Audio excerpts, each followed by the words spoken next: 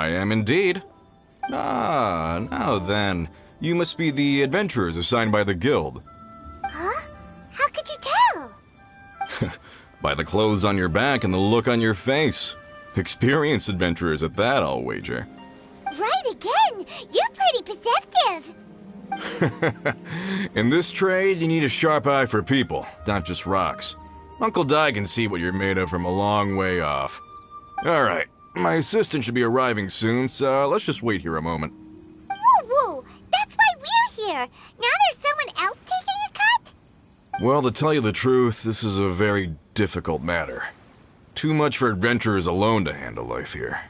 So there is someone else! Do you think we're not up to the job?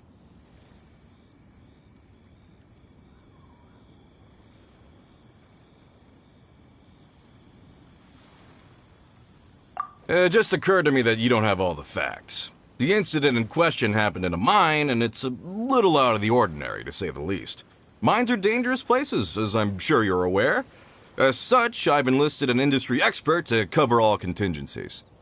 Last time I checked, adventurers weren't experts in ore appraisal or geological analysis. With a professional by your side, everything should run smoothly. Besides, this guy's the best in his field. No matter the rock, he'll tell you its value to the nearest mora at a glance. I'd go as far to say that there's not a soul on Tevat that knows rocks better than him. I'd be a fool to not enlist an expert of his caliber. You're a fool if you think you found Tevat's #1 rock expert. Oh? And why might that be? Because Tevat's #1 rock expert happens to be a friend of ours.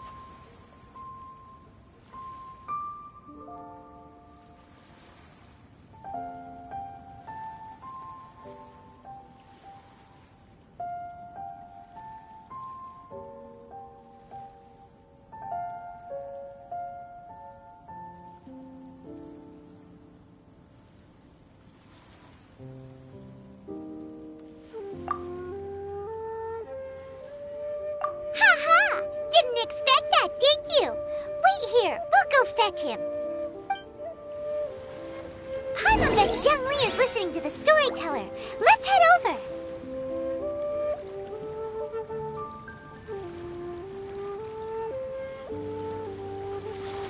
Don't we have a job to do?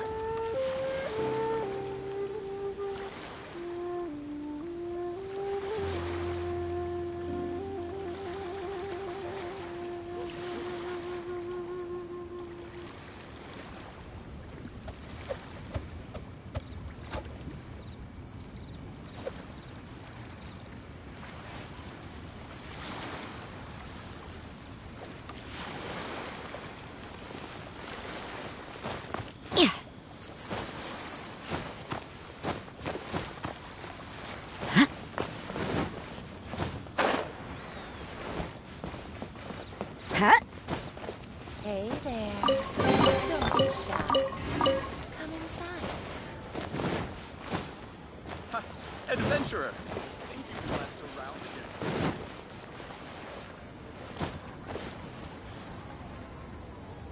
again? In our last tale, Rex Lapis. Zhongli, there you are!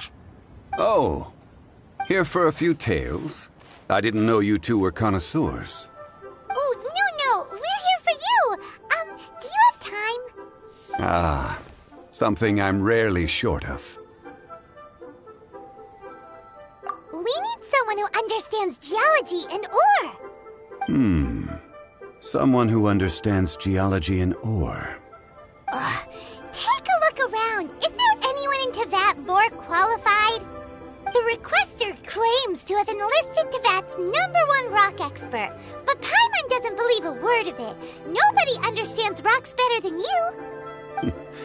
You appear to have taken his claim quite personally on my behalf. Oh, no. It's just... Uncle Di doesn't know what he's talking about. Paimon just wants to enlighten him. I see. Well, then it will be my pleasure to accompany you. Really? But I should inform you that despite my expertise, I cannot necessarily claim to be a leading authority. We are at all times adrift in a sea of learning. New knowledge should be welcomed with open arms. Still, I imagine I will be of help to you in this endeavor. If we do encounter an expert, I look forward to broadening my own understandings. Stop being so modest, Young Lee. Well, we got him. Let's head back to Uncle Dai.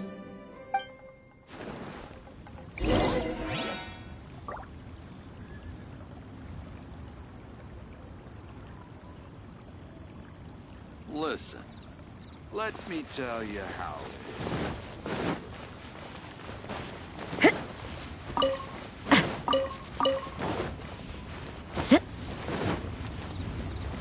Need another handsome sum today.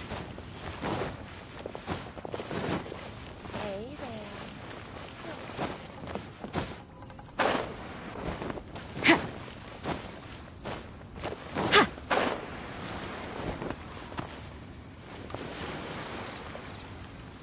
Uncle Dai, we're back! Oh, and this must be the friend you spoke of? Yep. Paimon doesn't know who your rock expert is, but he's got nothing on our guy. Let's not get ahead of ourselves. Still, I do have a claim to some experience in this field. Uh-huh, so you say. Wait till my guy gets here, then we'll see. It's no use me singing his praises. You'll have to see for yourselves. Is this the place? Aha! Speak of the devil. Allow me to introduce my assistant, Kun-jun. Young Kun, these are two adventurers assigned to us. And as for this gentleman...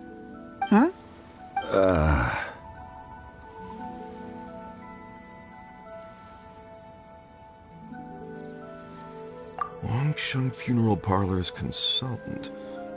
Mr. Zhang Li. I've heard about you. They say you're a man of great knowledge and many talents. I had no idea I'd be meeting you in person today. I am sure I recognize you. Have we met at the parlor? Wait, I've never been to the parlor. Uncle Dai, aren't you gonna test them? Huh? I wouldn't know where to start. Then they can figure out a way to test each other. If Zhang Li wins, he's the assistant. If Zhang Li loses... never mind. Zhang Li won't lose. A contest? Why, it would be my pleasure. I admire your enthusiasm, good sir. I must say, you certainly have the look of an industry expert about you. It'll be interesting to see which one of us wins. Stop talking the talk and start walking the walk. I'm just saying it like I see it. Which is, incidentally, the only skill I have worth talking about. So you're an appraiser, Mr. Kun-jun. Well, no. Actually, I've already forgotten what I'm in Liyue Harbor for. I was standing by the side of the road one day when Uncle Dai called me over.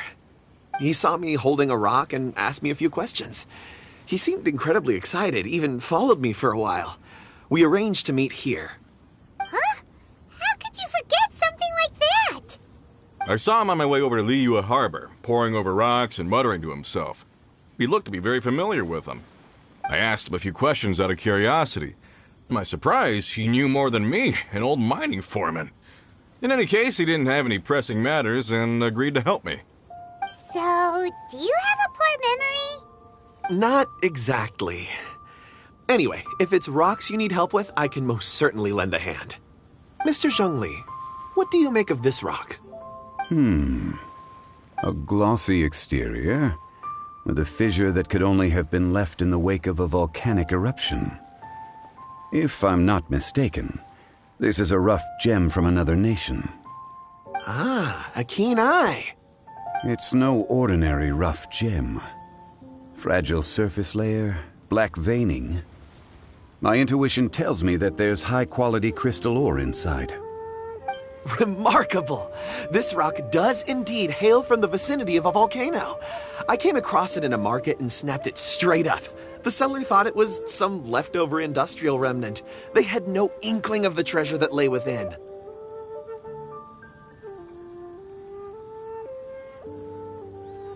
Purity and geological rarity alone aren't enough to make a treasure. Some of the most precious crystals contain deposits of water or sand. In the moment of its formation, the crystal hidden within this stone shell captured a pocket of water. For water to be hidden in its depths, like a moon concealed within a mountain, reflecting shafts of daylight that make it through. Now that's a rare treasure. Such a detailed description. Almost like he saw it with his own 2 eyes. Say, you're not trying to hoodwink us, are you? After all, we haven't even seen what's inside yet.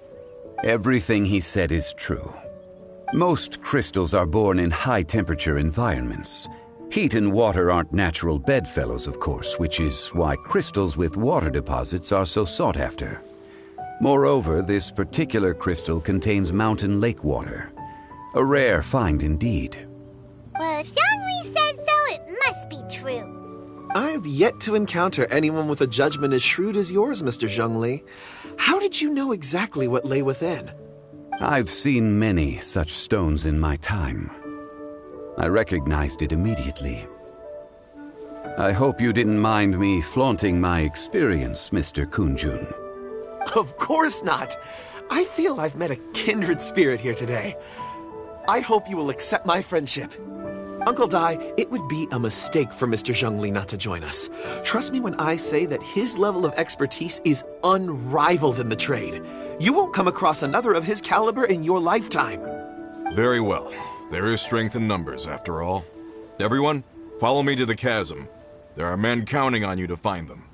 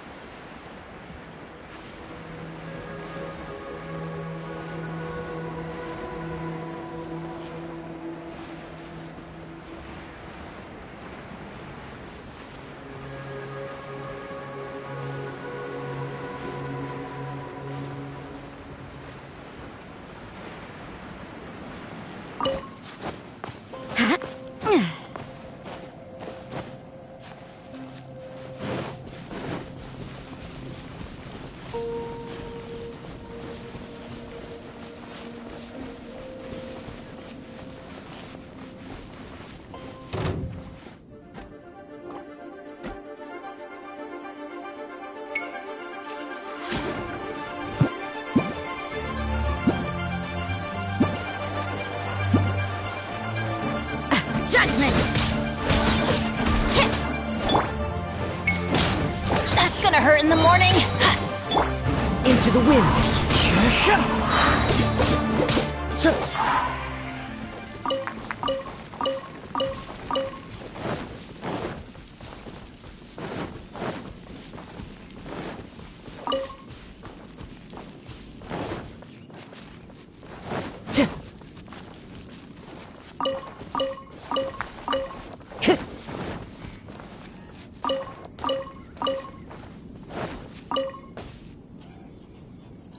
Whoa. This is where the incident occurred. 6 days ago, a group of us left the site to attend to other matters. When we returned, the 4 men we'd left behind had vanished. I led a team around the entire mine, but found no trace. That's when I decided to enlist help. So 4 miners have disappeared. Yes, there were 10 of us. We lost Long, Bold Sen, Brave Sen, and Mao. I worked with all of them. Workers in this trade are usually young men in the prime of their lives. Could it be that the 4 of them left for another mine? Unlikely. There's no other lodging for miles around, and we didn't pass any other mines on the way over. Huh. Such a huge mine. Did you really manage to explore every corner? Underground, overground, we left no stone unturned. We tried everything short of digging further into the earth itself. How could 4 sturdy young men just vanish into the bedrock? We'll need to explore the site ourselves before extracting any conclusions. Very well. I'll wait here. Please, proceed wherever you'd like. If you come across any clues, let me know straight away. So strange. How could the 4 of them just suddenly disappear? Did they run away from something? Let's look up... Over here! of shirts, some trousers. A few everyday items. They must belong to Uncle Dai and his men. 1, 2, 3, 4. Huh, that seems right. 10 shirts, 10 pairs of trousers. These must be spares, right? Look, Uncle Dai's clothes are identical. The 4 of them have been gone for 6 days without a change of clothes. There's also a few handkerchiefs and some soap lying around. Oh, and some tool belts. Items for washing one's face before the dawn shift. Mining equipment. So, they didn't take any supplies. Correct. Improbable. There are 4 pickaxes missing. It seems likely they left with the tools of their trade. They had time to take their tools, but not their everyday items? Curious. Why would someone set off with their tools, but leave their luggage behind?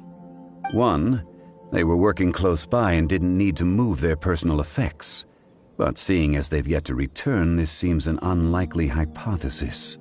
Or 2, they were forced to leave and had no time to think about their supplies. Oh. It's certainly a possibility. We'll need more clues before any further inference can be made.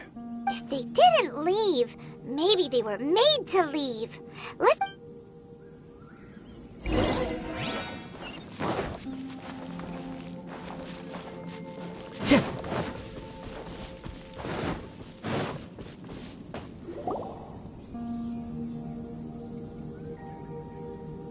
Kunjun, what do you have there? Oh, right on time. Did you find anything? There's a chunk of ore here. Perhaps there are clues within. Or, what does it have to do with the disappearance? Let's find out. I'll give it a try. A moment, please.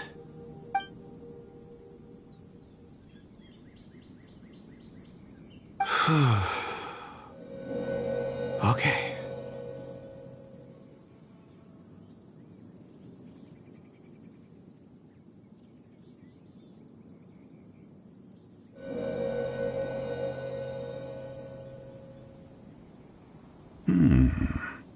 Looks like he's concentrating really hard. What's he up to? I see 4 men following someone out of the mine. It looks like a child. A child? What's a child doing in a mine? I'm not sure. Also, how did you see anything exactly? Oh, I don't mean see in the traditional sense. I would appreciate it if what I'm about to tell you remained a secret. It's a little odd. I've never dared to tell anyone before. I can perceive the memories of ore. Huh? Perceive? So there's no conjecture at work? You mean you can put your hand on a rock and boom, it just happens? I've always sensed that ore contains memories. Sometimes it records events that occur in the surrounding area. All I have to do is touch one and focus my attention, and the memories come to me. Amazing! So you can find out everything that ever happened there. It depends on the ore. Some ores have astounding memories. Others, like iron ore and white iron ore, aren't up to much. Their memories are hazy. Core lapis and crystal memories are much stronger. They record more events and in greater detail. Stone seeing. Fascinating. A rare ability indeed. It was prudent of Uncle Dai to recruit you, Mr. Kunjun. I'm glad I can be of assistance. Based on what I saw, I believe they followed this path.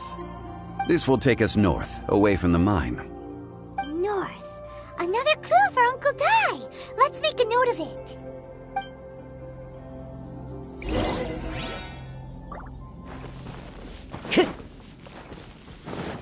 Time to go.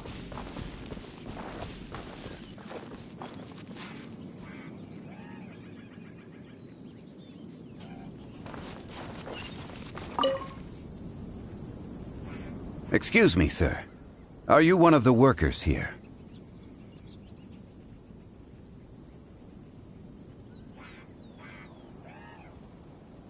Ah, yes.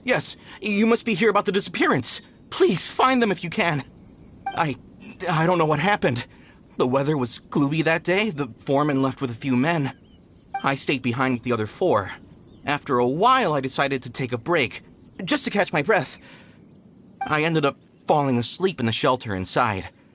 When I woke up, there was no sight of them. I'd only just been speaking with them and suddenly they'd vanished. Maybe I'm next. So the men that were out working disappeared, with the only one left to tell the tale having been asleep in a shelter. Perhaps an accident occurred on site. What a scary thought. An on-site accident. We should note that down too. Found some clues. Time to report back to Uncle Di.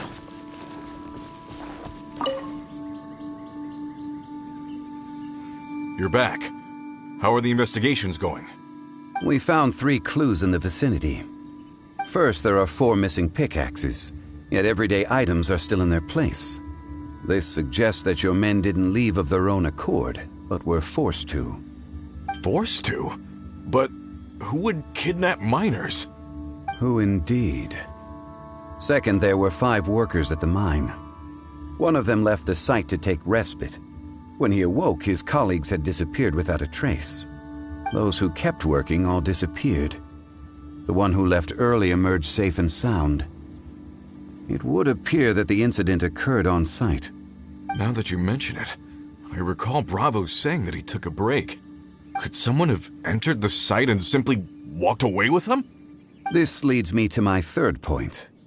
Mr. Kun-jun here made good use of his, expert techniques to arrive at a conclusion. It was a child that took your men away. A child? But there are no settlements here for miles around. There's no way a child would have made it over to the mine. Unlikely as it sounds, that's our conclusion. Your men were following a child. Where did they go?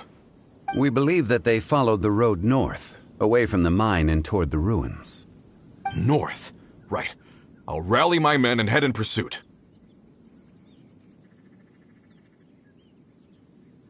You've been invaluable to the investigation, but leave the legwork to us. If we set off now and make haste, we might be able to catch them. Not so fast. The incident occurred 6 days ago. Even if they set out on foot, they will have covered a lot of ground by now. You're right. New plan. I'll lead my search party over to the settlements further out and make some inquiries. There are only a few settlements around here with lodging for the night. We'll go investigate and see if we can come up with anything. In the meantime, you could keep looking for clues. If we don't see each other, let's reconvene at Wangshu Inn tomorrow evening. Agreed. All right. Me and my men will get going.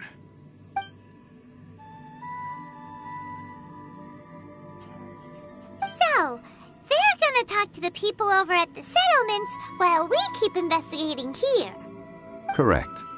But there aren't any more clues at the mine. Shouldn't we go north? Wait. I believe we're missing someone. Huh? Oh yeah! Where's Kunjun?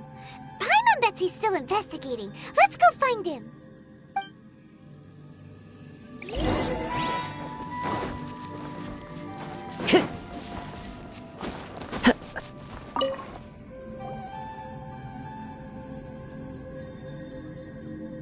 Kunjun, what are you searching for? We're all out of clues. Let's get going. Apologies. I'm conducting a quick search for my own benefit. I'm looking for a precious stone known as Dragonfall. Dragonfall? Dragonfall is often used in forging. What use do you have for it? I don't know. I'm sorry. I don't recall why I'm seeking it. I've been feeling very absent lately. Name and address aside, I'm having trouble remembering things. In fact, I've been feeling extremely anxious, as if there's something I've forgotten to finish. It's an unpleasant sensation. Oh, Paimon knows that feeling, when you know you've forgotten something, but you can't remember exactly what it is. I don't even know where to start with it. I've been aimlessly wandering. That day at the market, I overheard a conversation while I was buying something. They mentioned Dragonfall. It sounded so familiar to me, as if whatever it was I had to do was linked to that stone. So, I decided to look for some. Perhaps if I can retrieve some, I'll remember what it is I have to do. I see. If I am able to during our endeavor, I will help you look for this stone. Really? Oh, thank you, Mr. Zhongli. You're too kind. Think nothing of it. Shouldn't we get going? Heading north from the chasm, we'll reach Lingju Pass. If this is indeed the path they chose, there will be traces. Great! Let's have a look.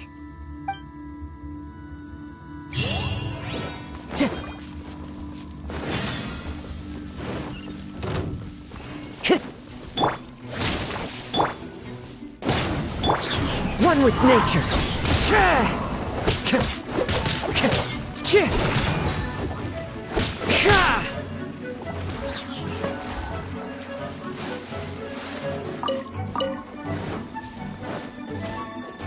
Time to go.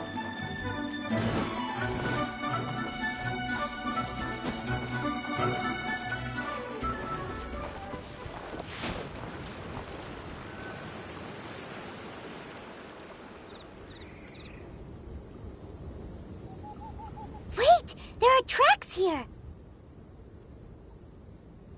These must have been left by the miners! Let us make our way to the end of Lingju Pass. If there are no footprints there, it would suggest that the miners are still within the pass itself. However, if we find new tracks, we can follow them wherever they may lead.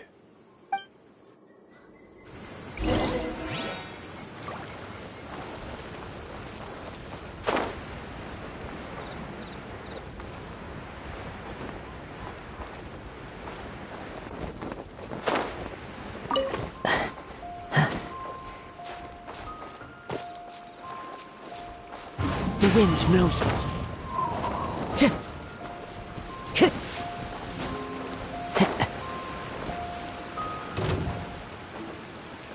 Into the wind.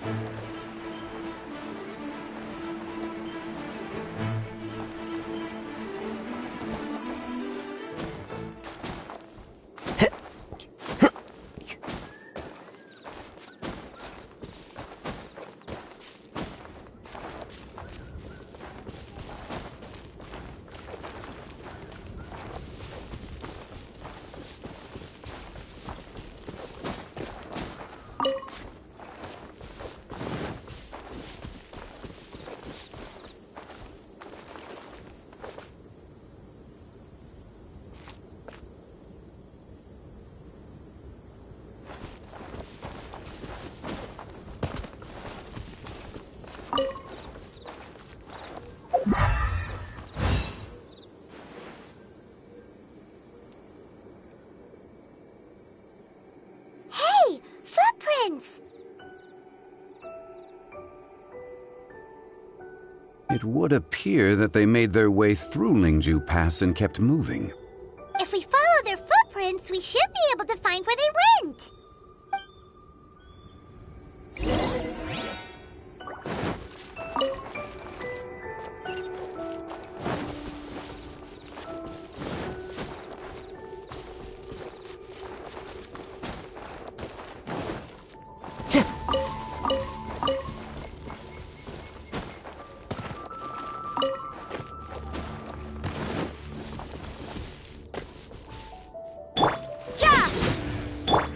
One with nature.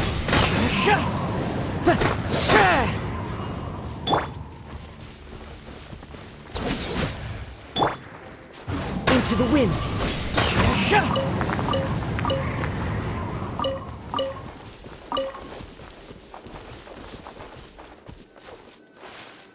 Oh no!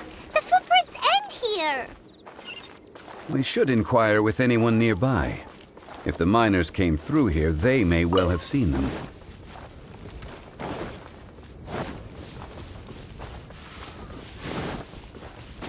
Hi there! Have you seen anyone dressed like a miner around here? A miner? I'm afraid not. Let's try someone else.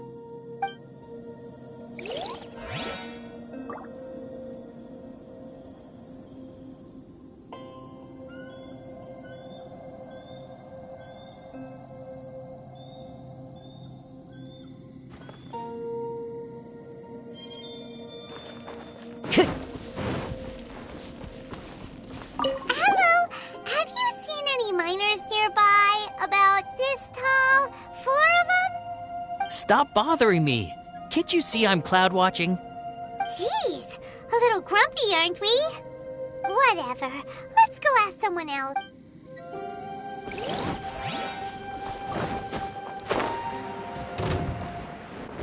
Time to go.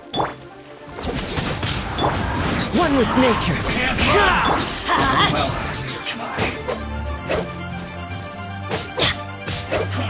can I see through you. Don't be a killjoy. You've only just begun. You can't run. Looks like I went too far.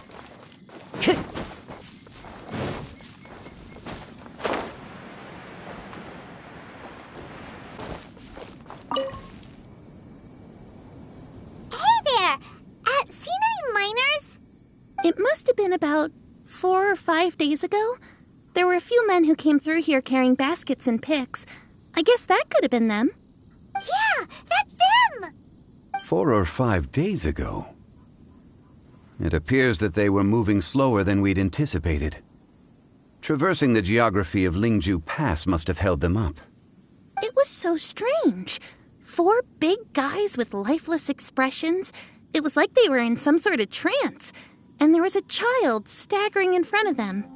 Huh. This child. Did you see what they look like? I caught a glimpse. Blue hair, short. I think it was a girl. She wasn't smiling. In fact, she looked very serious. And they took this road? Yes, they followed it straight from here. Let's go after them.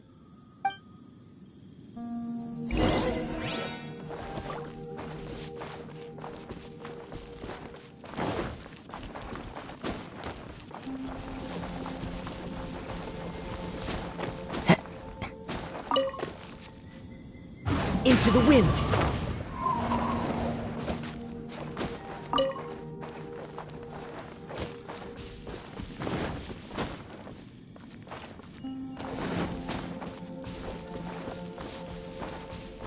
Time to go.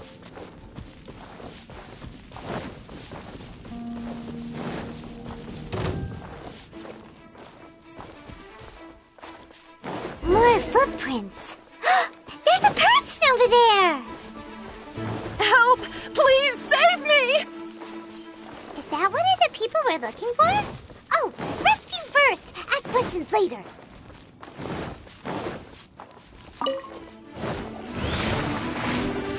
The wind knows me.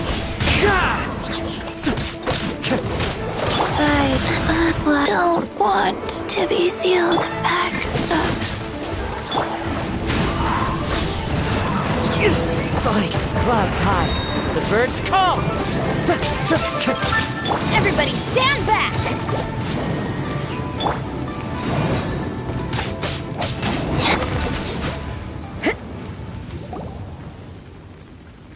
Those monsters were so aggressive. They must have noticed me walking through. Before I knew it, they were all over me. Thank you all for saving me. My name is Wanyu. I belong to Liyue's Shengyu Hall. I head up our human culture and civilization research. Huh? You sure you're not a miner? A miner? Yeah, we're looking for a group of 4 strong fellas carrying mining equipment. I think I saw those people. Really? Yes. I set off from Nantianmen the day before yesterday, heading for Lingju Pass. I was in a hurry. I didn't get a good look. I'm afraid I'm not even sure what they looked like. Apologies. I think that's all we needed to hear. Thank you. I hope it's useful to you. I'd better get going. There's a conference I need to attend. Again, thank you all for your help.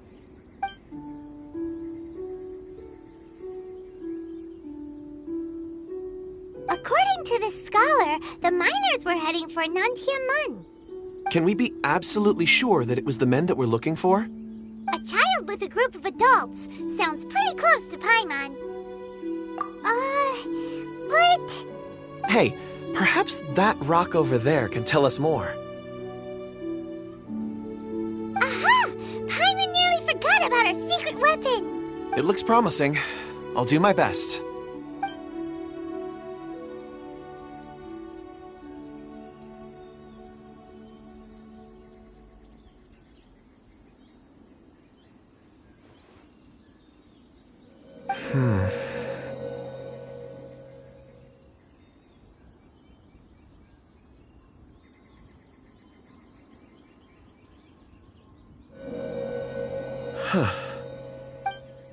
It's the same group, all right.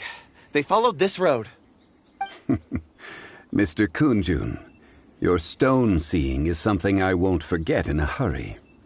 I suppose it is an asset, though I rarely find a use for it. But praise from Mr. Zhongli is high praise indeed. It's a good thing we brought our Kunjun compass along. We would have lost all sense of direction a long time ago. You think so? I guess it's been a worthwhile trip then. It feels like we're cracking a criminal case. It's a lot of fun. Be that as it may, we would do well to keep our guards high. 4 fully grown men in a trance-like state, walking ceaselessly day and night, over hills and mountains, led by a child. This is no ordinary incident. Oh, you're quite right, Mr. Zhongli. We should have our wits about us. That's not all. Our scholar was attacked by Geovishap hatchlings, but the level of aggression they exhibited was unusual. We have encountered many clues along the way. So far, they've pointed us in the right direction. The miners headed in the direction of Nantianmen the day before yesterday. From here, they would have had to navigate a perilous mountain road. If their destination is indeed Nantianmen, we should be able to catch up with them. Great! No time to lose! I left a mark in the vicinity just now. If Uncle Dai does pass through here, it should guide him to us. Clever thinking! A classic Zhongli move!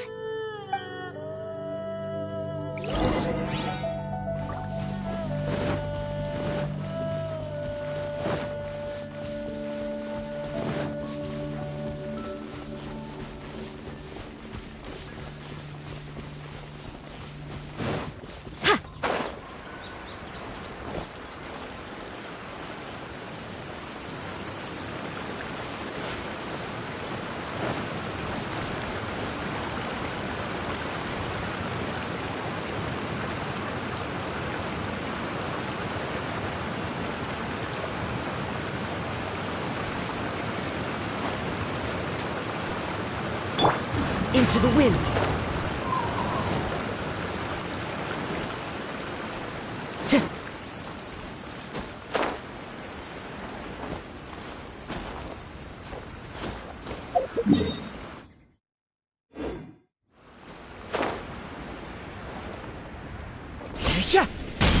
The wind knows me.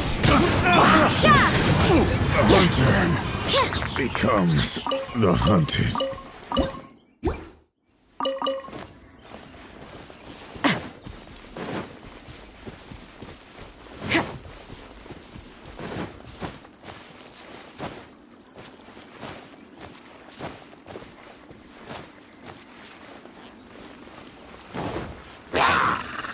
You can't run! One with nature.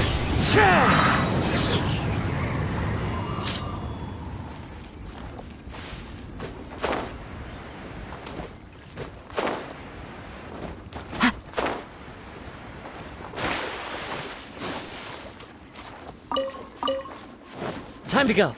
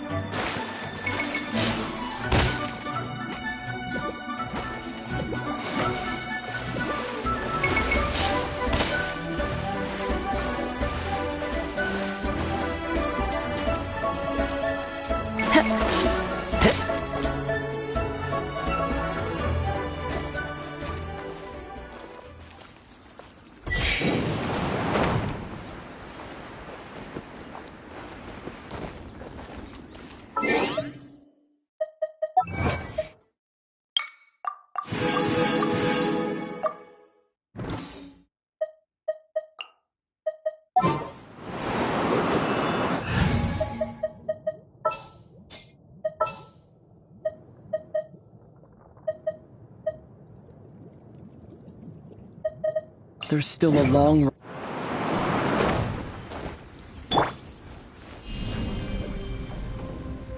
Yeah!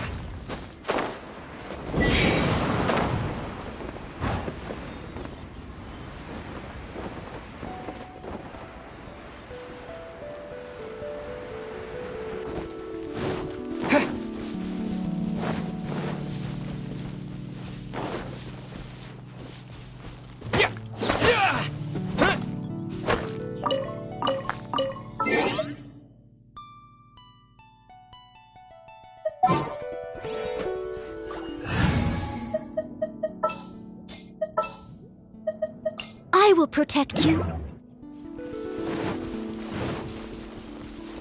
Someone needs assistance.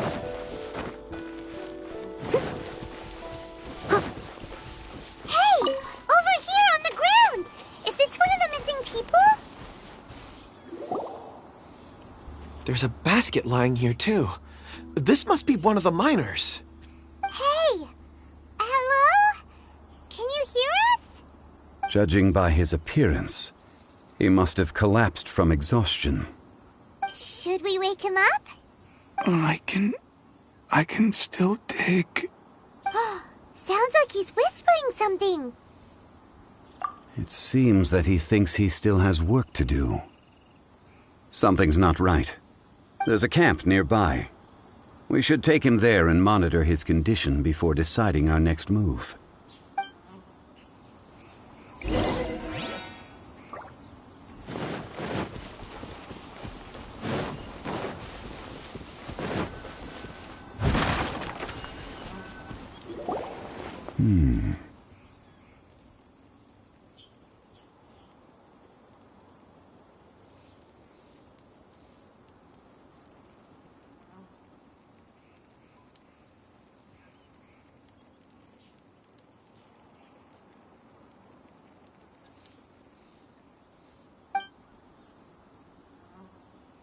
How is he?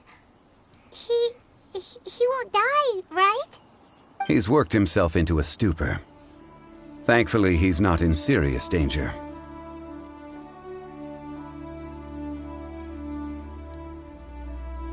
Paimon heard him talking about digging for something. Did he dig himself into this state? It's certainly a possibility.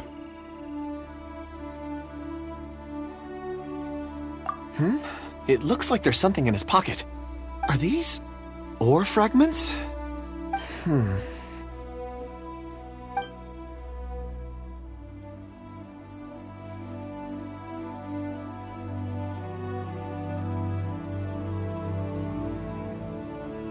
I just witnessed the memories within these ore fragments. This person brought these fragments out of the mine. He's one of the 4 that we're searching for. How he came to be here is what we need to understand. So he was kidnapped and then abandoned here. But if they didn't need him, why bring him all the way out here? Unless something happened. Something that led him to fall behind. Ugh. Paimon's had enough. This is too mysterious. Oh, wait a moment. Seeing these fragments has jogged my memory.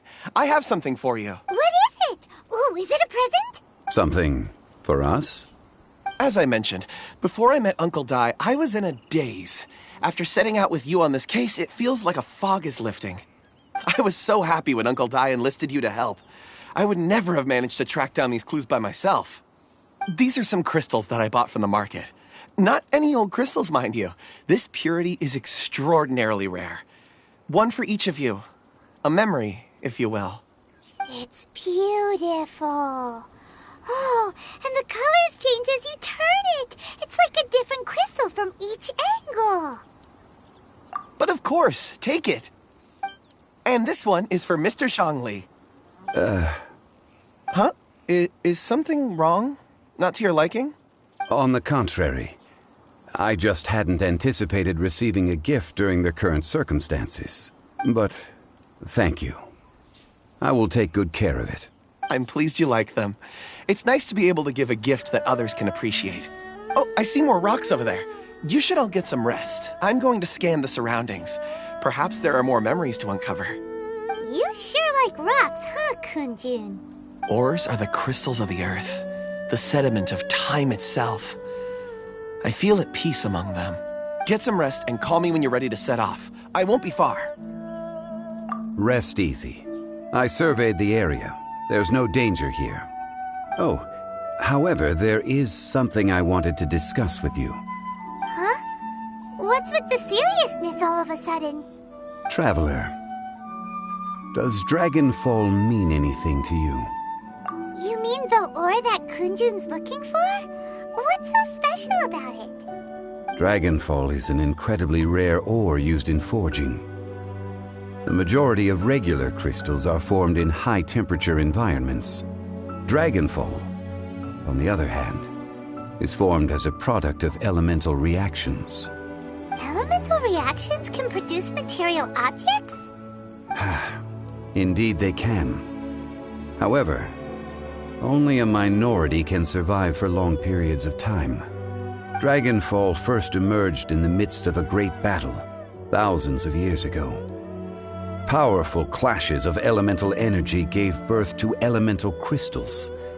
When the fighting ceased, these geological remnants were miraculously preserved. And yet they are crystal creations all the same. Few and far between, relatively unknown.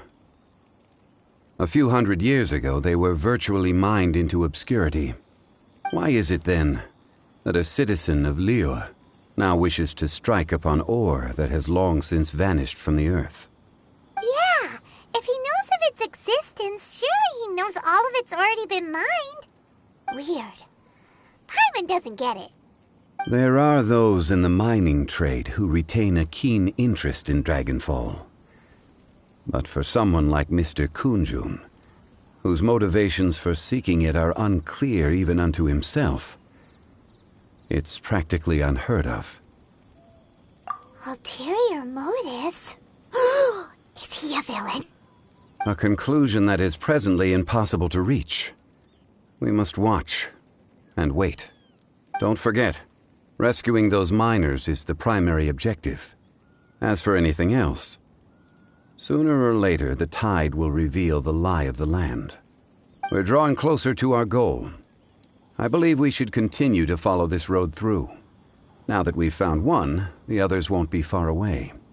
When you're well rested, call Mr. Kunjun over to us. We still have more investigation ahead. We should ensure this miner is settled here at the camp.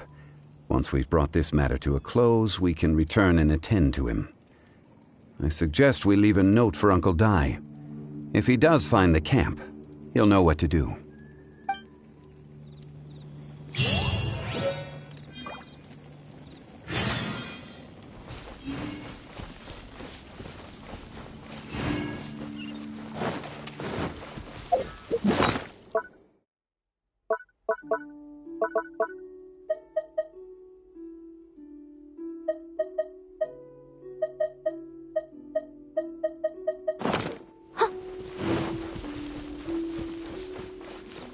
I'll catch up.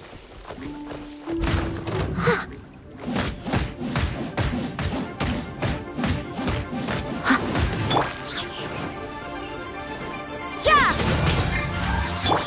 Into the wind.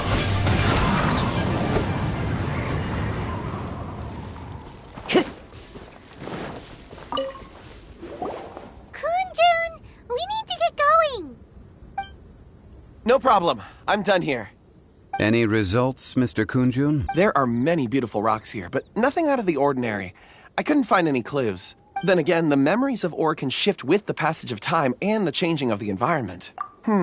Difficult to say. I feel that ore memories tend to be from the recent past. So there's never any ancient memories? Rocks endure, but as eons pass, their memories are erased. Those memories that survive are rooted in powerful emotion or thought. That makes sense. It is the same for people. Indeed. Let's keep going.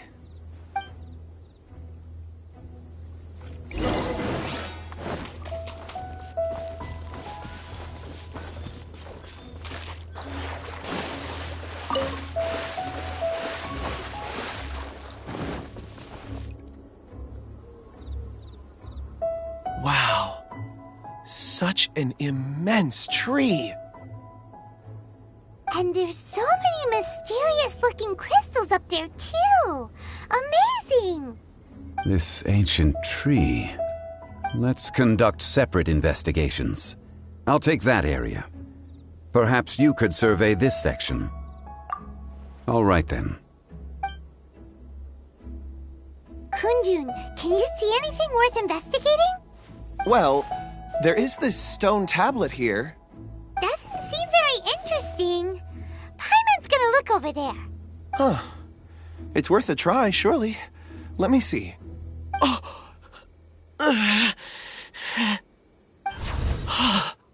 This is... Hey, what's wrong? just a bit lightheaded. It's past. Nothing to worry about. Not yet. Whatever. If you don't try, you won't know.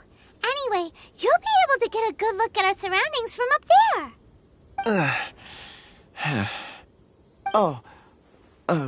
You think so? When has Paimon ever come up with a bad idea, Wait a minute. Paimon can fly. All right, Paimon will go. You wait here. Paimon will... All of you, come here. Huh? Zhongli's voice came from... Quick, let's go see. Maybe he found another miner.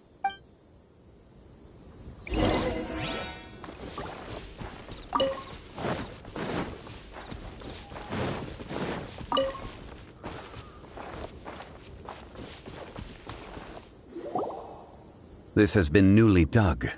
It would appear our answer is up ahead. Is that a voice coming from the tunnel? Someone else go first. Compose yourselves. I will lead us in. There is an unusual presence emanating from inside the tunnel. Prepare yourselves and tread lightly.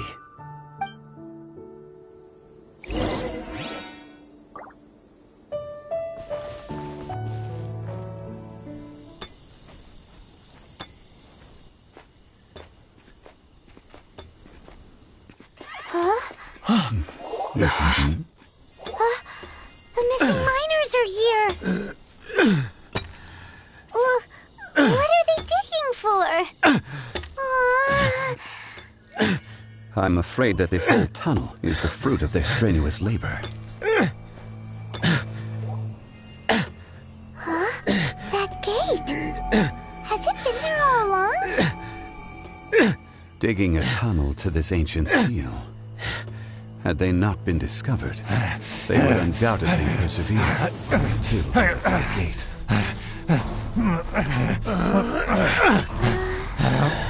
So behind the seal, there's...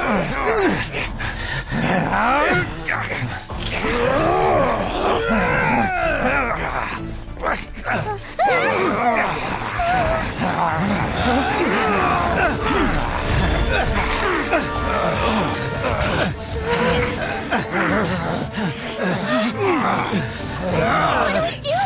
We can't hurt them.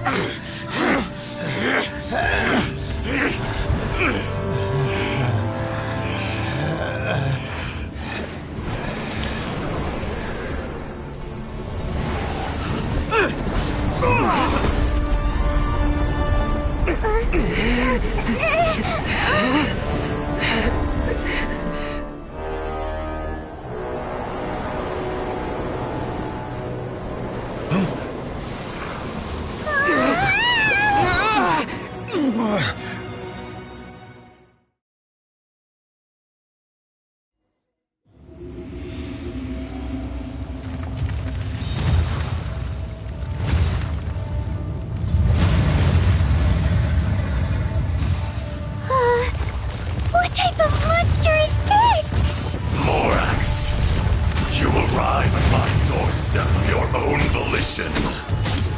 Excellent. Taking revenge for sealing me away will be all the easier. So, the little girl is your power incarnate. But if you recall, Ishtaha, this is not how we intended for events to transpire. Waste not your words. Your life is mine.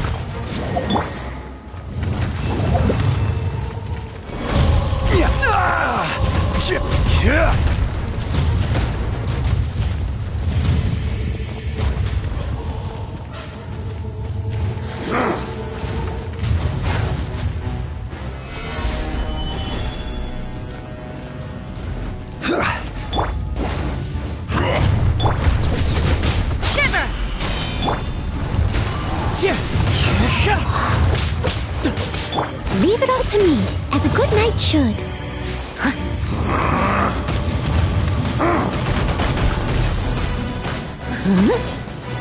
From rock to dust, sooner or later.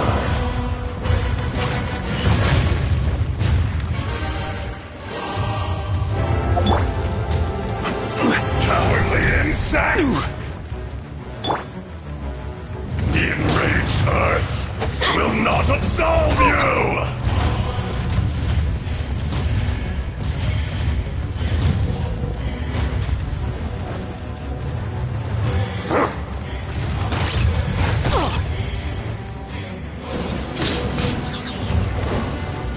Shoot! I can't afford any more. Yeah!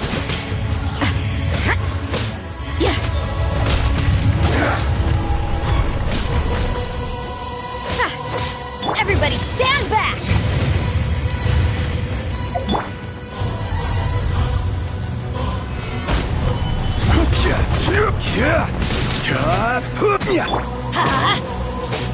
Judgment! Crumble! One with nature. There's no atonement. Is once not enough? You would forsake me again? If that is what you choose to believe, so be it. He who bears the weight of memory is destined to shoulder the burden of truth, as it ought to be.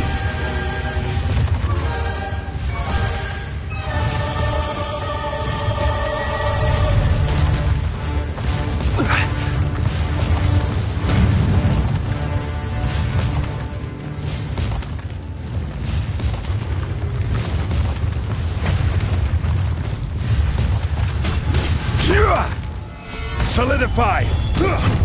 This is order. Falling leaves, adorn my night! Let's light it up!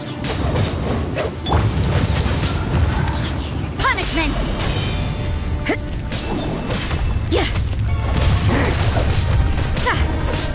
Judgment!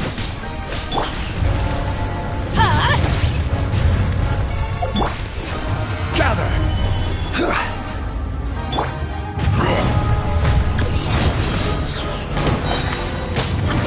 No atonement for 1,000-year pain!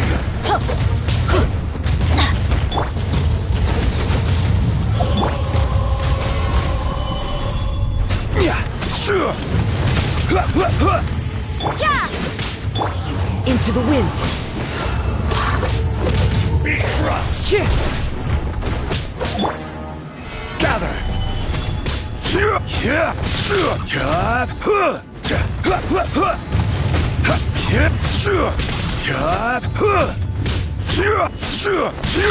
Morax!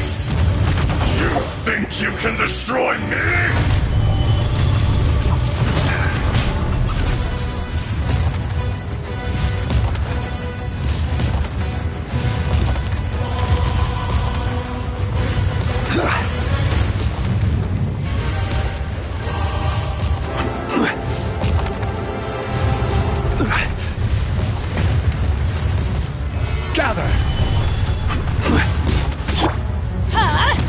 Out of the way!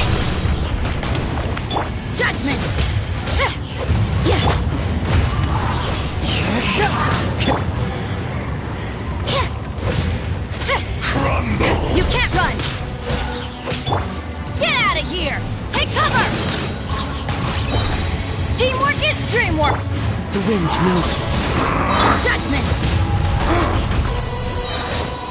Lights out. Order guide you.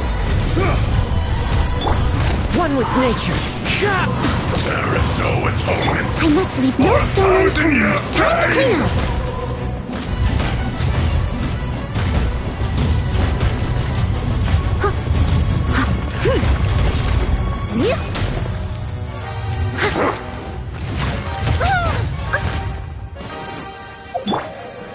Gather. Let's light it up!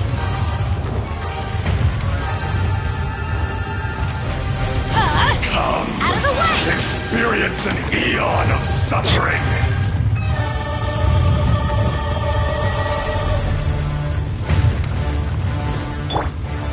You can't run! Into the wind. Shifting sands know not the mountain's Out of the permanence. way!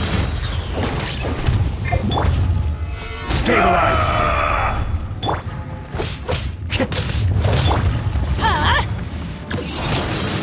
The enraged earth Going in! will not observe.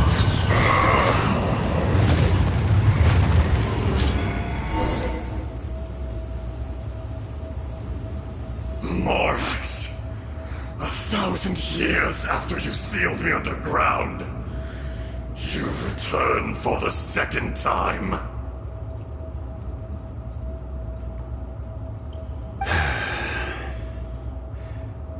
You should call it by its name, Ajdaha. Fate. Fate? Fate?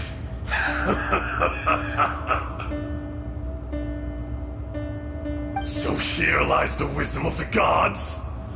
Destroy all deemed redundant. Enlist tyrants to ravage the wilderness. No. You have forgotten. That voice! Ajdaha. Huh? Kunjun? Morax. It's been a while. You're... Ajdaha. The very same. During the battle, you imbued us with your power. Yes. It was all I could manage.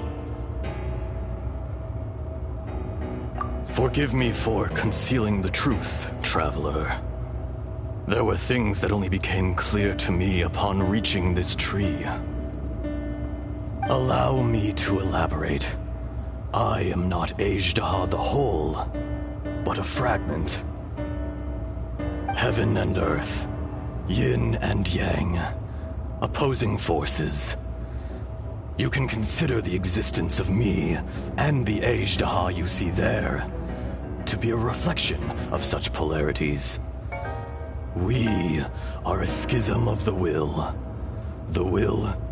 of Ajdaha. So there are two Ajdahas? No, it can't be. That's impossible. When the seal loosened, your power manifested in this world as a child. With this new identity, you were able to vent about the forces that suppressed you. But would anyone listen? Would they even care? That's when it occurred to you. The loosening of the seal constituted an opportunity to strike back. Kidnapping the miners was all in aid of digging to the entrance to the seal itself.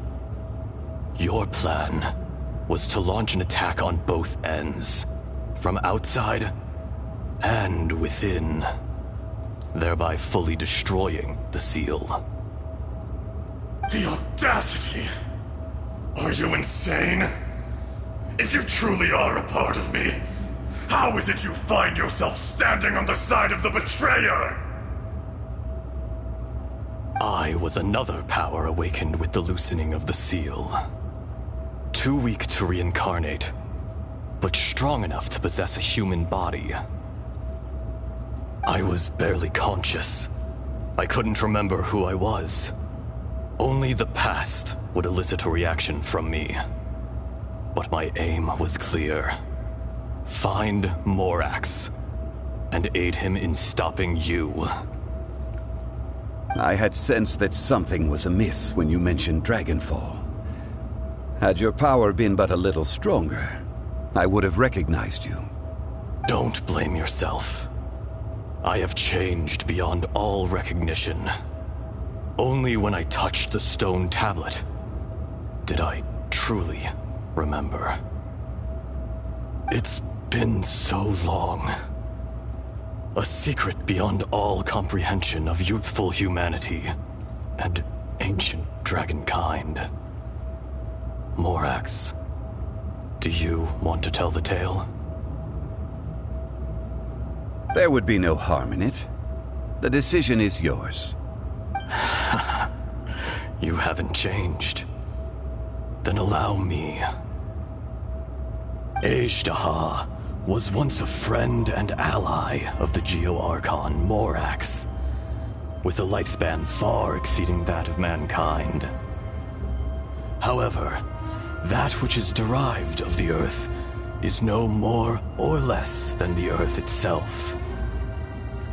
The memories of rocks do not last long. Those memories that survive are rooted in powerful emotion. But as time passes, so these memories fade into obscurity. Erosion is the world's greatest destroyer of memories. Erosion ground Ajdaha's consciousness into oblivion. Slowly, he forgot the face of his old friend, and his memories of defending Liyue Harbor disintegrated. Ajdaha, now incomplete, became irascible, aggressive. What would you expect? It was humanity that attacked the ley lines that sustained me. This much is true, which is why you attacked the chasm, why you waged war against Morax. In the beginning, in order to open up new territory and increase production, the citizens of Liyue came to the mountains to mine. Overexploitation caused the ley lines to quake, which brought untold suffering to us. Erosion made us even more savage. No matter how we struggled, we lost the ability to coexist with humanity. We lost all reason. Morax shared with us some of his power to prevent further erosion, but it was futile. Everything returns to dust. It is the natural order, an unstoppable force. And so, we became you. And from your will, I emerged.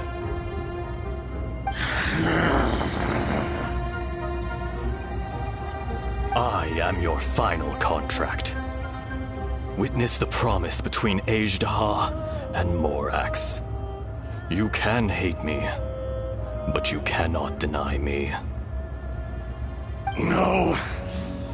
No! I am the remnants of Ajdaha's benevolence, the echo of a contract set in stone. I harbor a willingness to go further, a willingness to coexist peacefully with mankind. No, no! It is I, Ajdaha, forged of elemental crystal, bearer of the weight and memories of the earth, older than the mountains and the oceans that decides. I will not swear allegiance to this insect. Morax is not an insect. A lord over insects is nothing but an insect in turn. You forgot yourself. Nobody held Morax in higher regard than you or I. That which you have forgotten, I hold here in my heart. If you are the memory of the Earth, then I am the memory of coexistence. Of coexistence with humanity. All powers under heaven, rise and fall of land and sea. A star appears within the wild. A sun ascends as bright as jade. Strange. What is this feeling? And all this? You are spent, and I will soon disappear. Before I do, heed these words. In the wilderness, snow falls on a spring day. In an instant, it will melt. Even where it is fleeting and leaves no trace. Even where it will never fall again. No! That isn't true! I don't accept this as fate! Perhaps it isn't, but it remains an inevitable misfortune. More axe! The little girl vanished! Are you satisfied, Ishtaha? I had to make amends. Satisfaction had no part in it. So, Morax, you call yourself Zhongli these days? I do. Well, I'm afraid old habits die hard. To me, you're Morax. As you please. I never did forget your gift of sight. I hardly lifted a finger. Think nothing of it. And yet, you could see. You wouldn't know the yearning of a blind dragon, searching for the sun. A pair of eyes, from Morax to Ejdah. This... I will remember this. Your power is nearly spent. Ah. Perceptive as always, my friend. Shall we get going, you and I? Surely the pressing matter is still that of the miners trapped outside the seal. Indeed.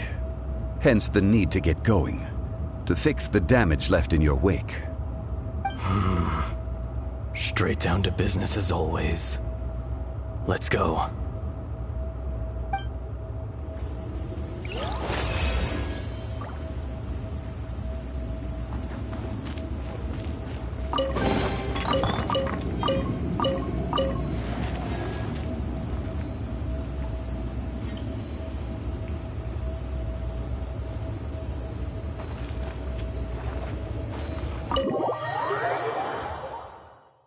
Huh? How did we get here? We need to go back and check on the miners!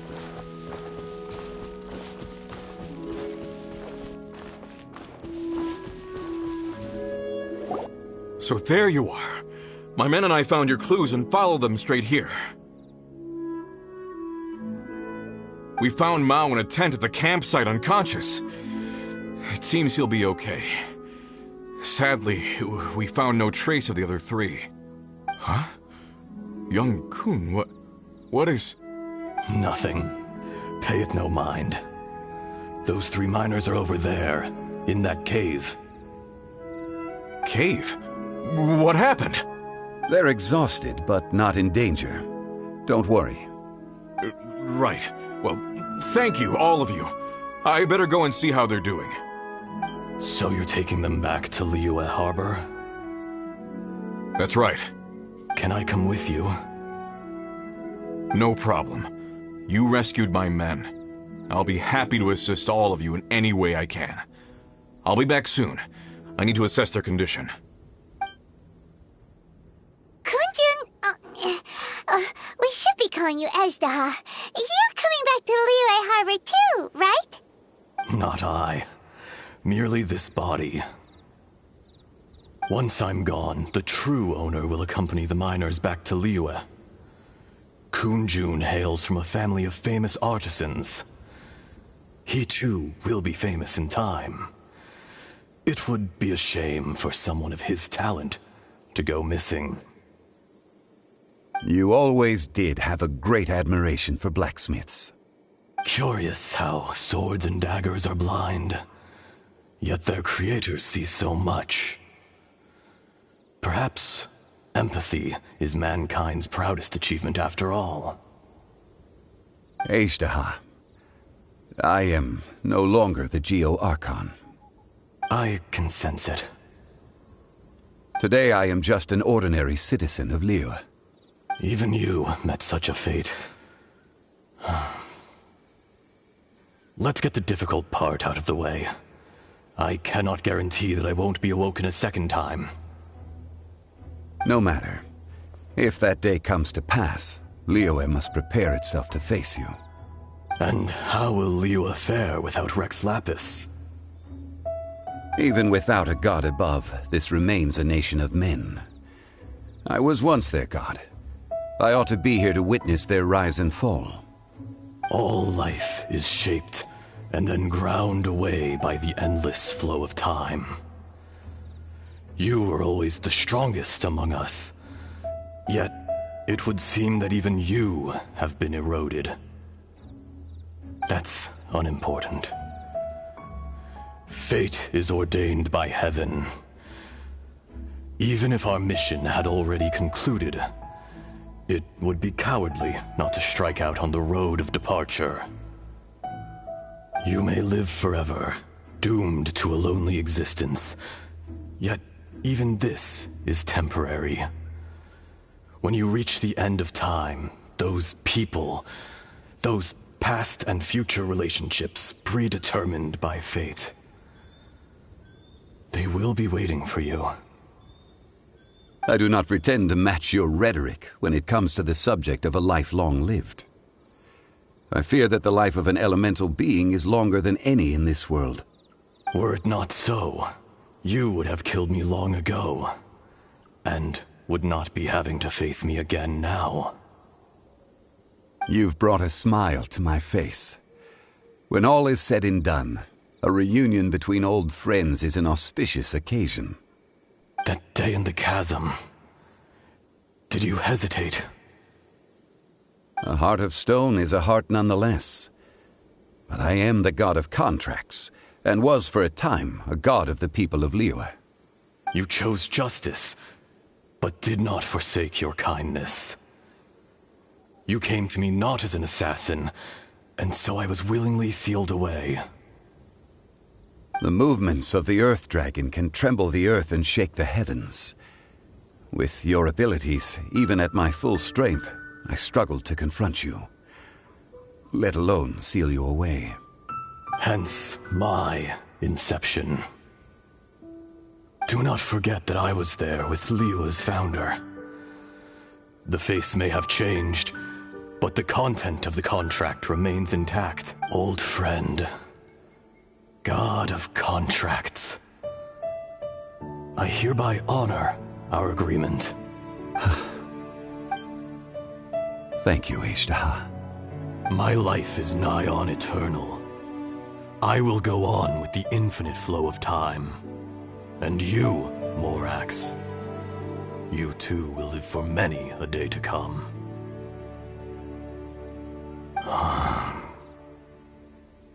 You're leaving? If it is fated, Morax, we will meet again.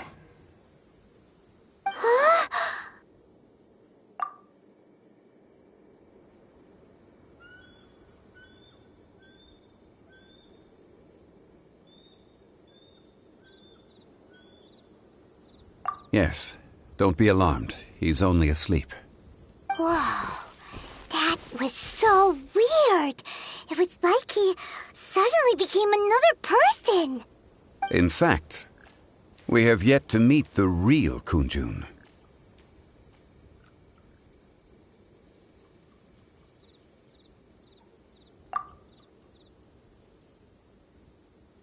He was. Centuries may have passed since then, but events from 1,000 years ago remain crystal clear in my mind. In our last tale, Rex Lapis was walking alone in the mountains. He heard a remote voice, unlike any other, coming from a crack in the earth. Most of the ancient geo-life forms that live below Liyue are blind, having not seen the sunlight for an age.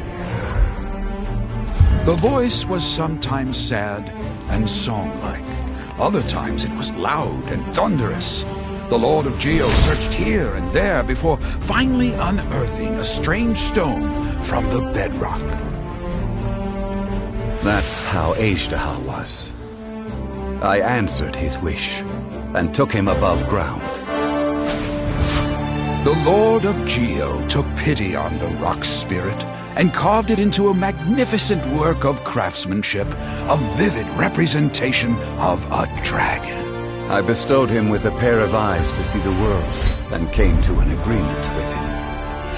With his fingers, he made 2 eyes. Quicker than words could tell, lightning flashed and thunder roared, and a living, breathing dragon soared into the clouds.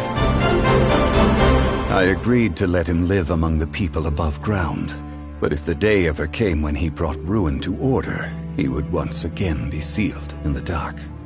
The dragon accompanied the Lord of Geo, fighting campaigns alongside him in the 4 corners of the world. We have a saying to eulogize these events. The crash of a spear brought billowing dust. The mountains and waters made way at the sound.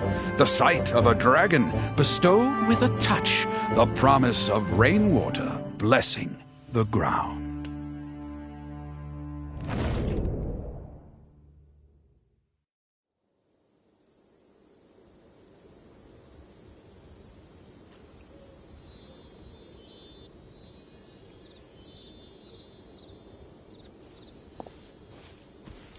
A 1,000 years ago, Agedaha attacked the chasm.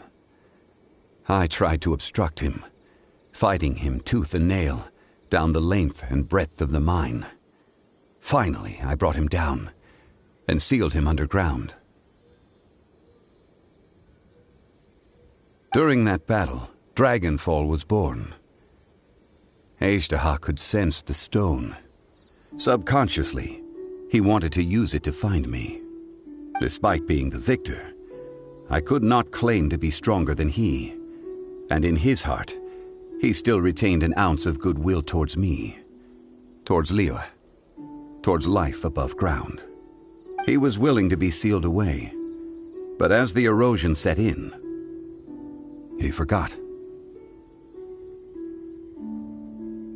Even I cannot avoid it, but there is something I understand better than most. When the door opens, it is time to leave. The greater the power, the greater the danger erosion may bring about. The millennia may come and go, but even a stone may tire. Personally sealing away an old friend. This is just one form of erosion I have endured. People abandon and surrender the things they love to pursue the right path. Perhaps this is the erosion imposed on me by the natural order of this world. That I was a god of mankind. My identity may change, but my eyes will bear witness to the history of humanity. You still care a lot about Liyue. Call it part of my duty. I must thank you both. No worries.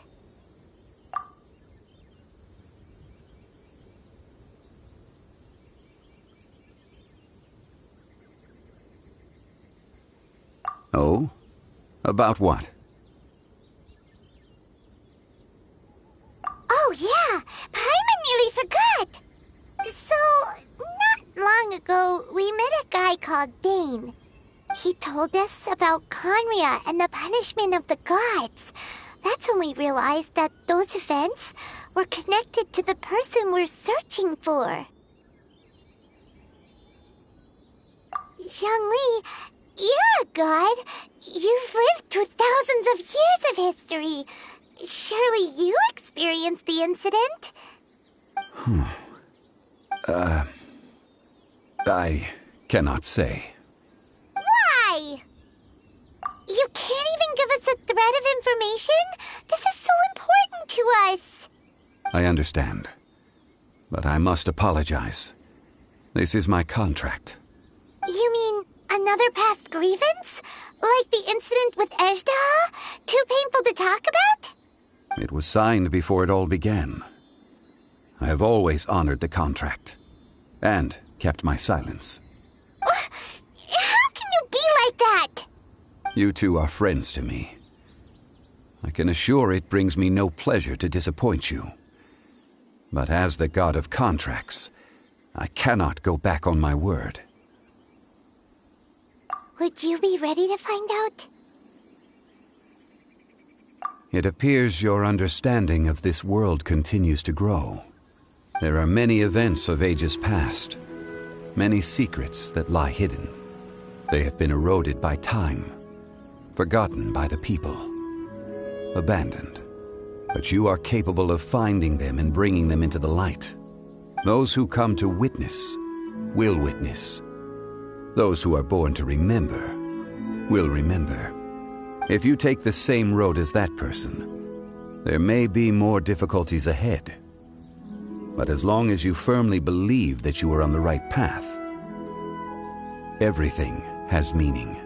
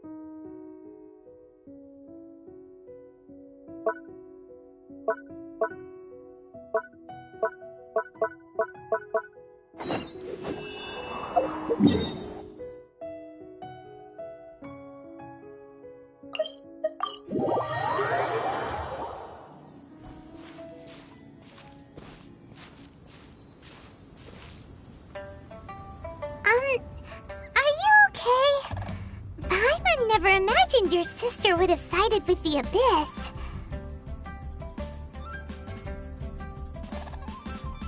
Well, keep your chin up.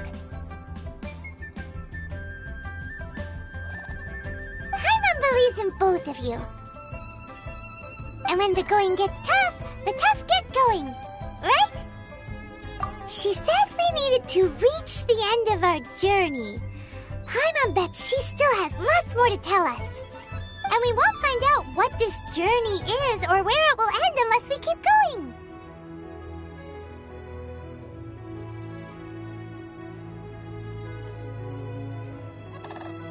Aw, don't mention it, partner.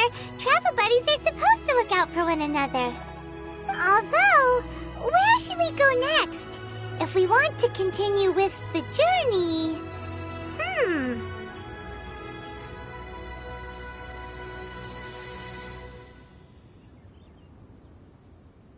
Oh, you mean the god that took your sister away in the first place? You're right. After all, everything that followed, all this confusion, it all started with her.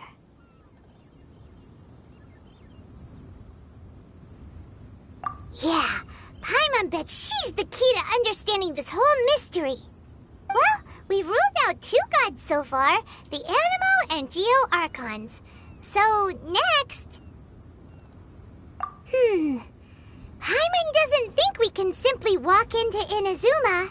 Zhongli said it was a closed nation. We'll have to find some other way in. Why don't we ask someone from Inazuma how to gain entrance?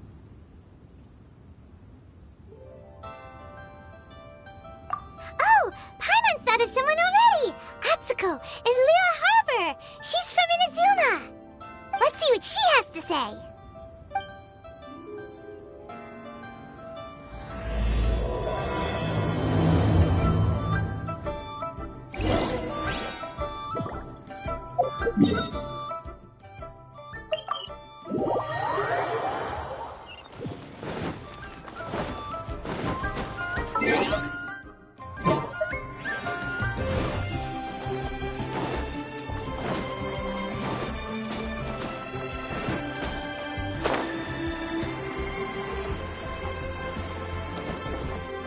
Time to go.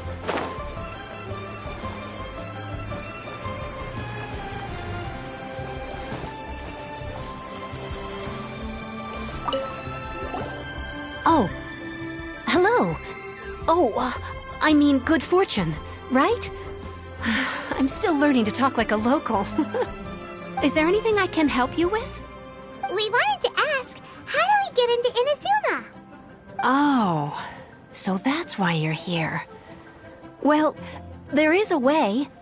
Great! We came to the right person! But the chance of success is incredibly small. Huh. Incredibly small? Then how did you get out of Inazuma in the first place? It was in leaving Inazuma that I found out just how dangerous this method truly was. All I had to rely on was a little wooden raft that I'd put together myself. There was a storm raging ahead of me, and my pursuers were close on my tail. After I'd escaped their clutches, I floated on the open ocean for I don't know how many days. My rations and fresh water supply soon ran out, and I remember getting to the point where I was sure I'd reached the end. Then, I blacked out. But, to my surprise, my journey didn't end there. Or to put it another way, a new beginning found me.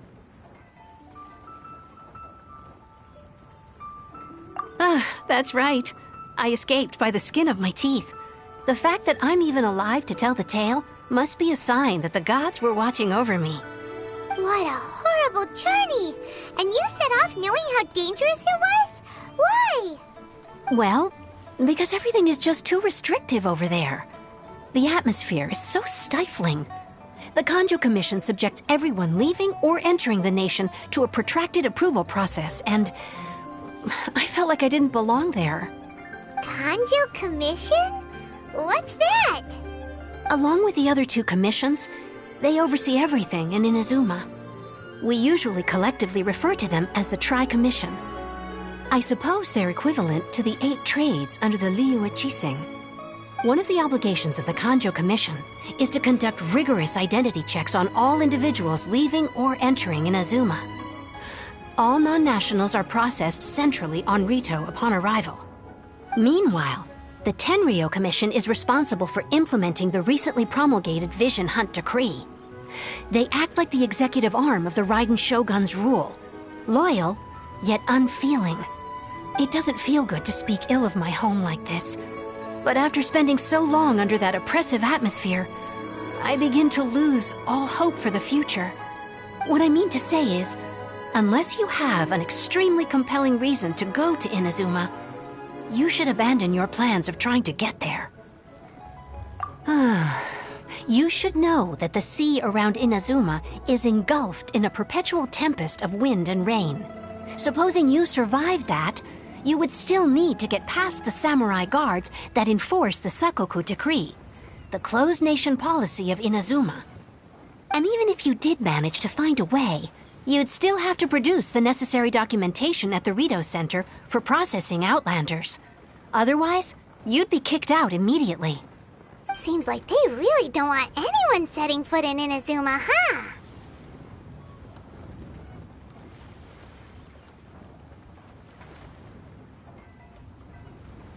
They only set that up as a port to guarantee a supply of goods and information to the island. Most Outlanders would be unable to acquire the documentation needed. But if you really are set on going, there is one thing you could try. The raft idea sounds a little on the dangerous side.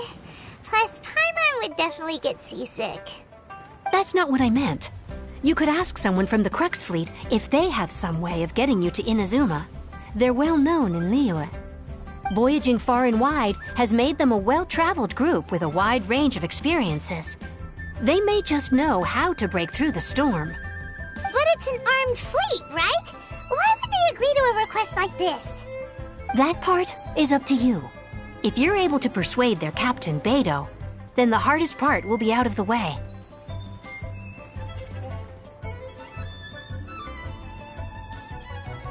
The Alcor is the flagship of the Crux Fleet. I heard that it's currently anchored by Guyunstone Forest on a supply run. This might be your best chance. Then there's no time to lose. Let's go find Captain Beidou.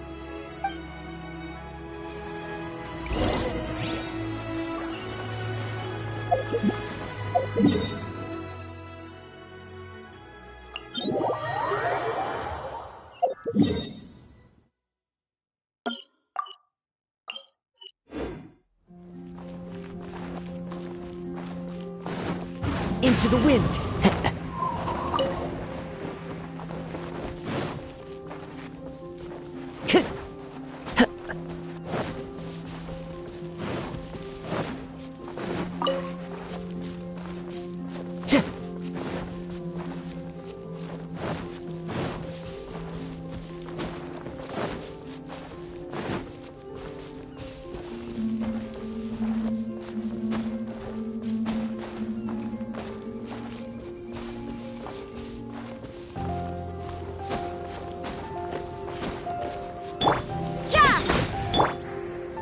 One with nature.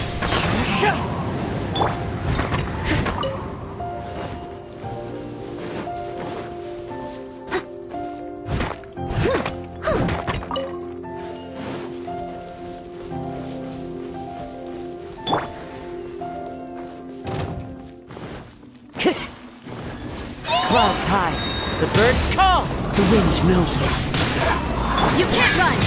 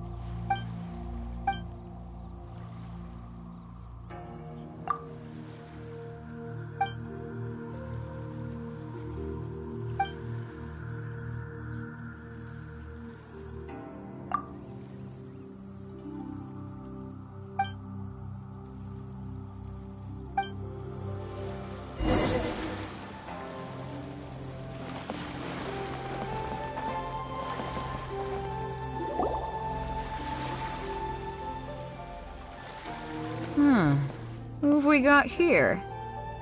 Wait, I know you. You're that traveler, aren't you? The one who fought against the Fatui and Osail, right?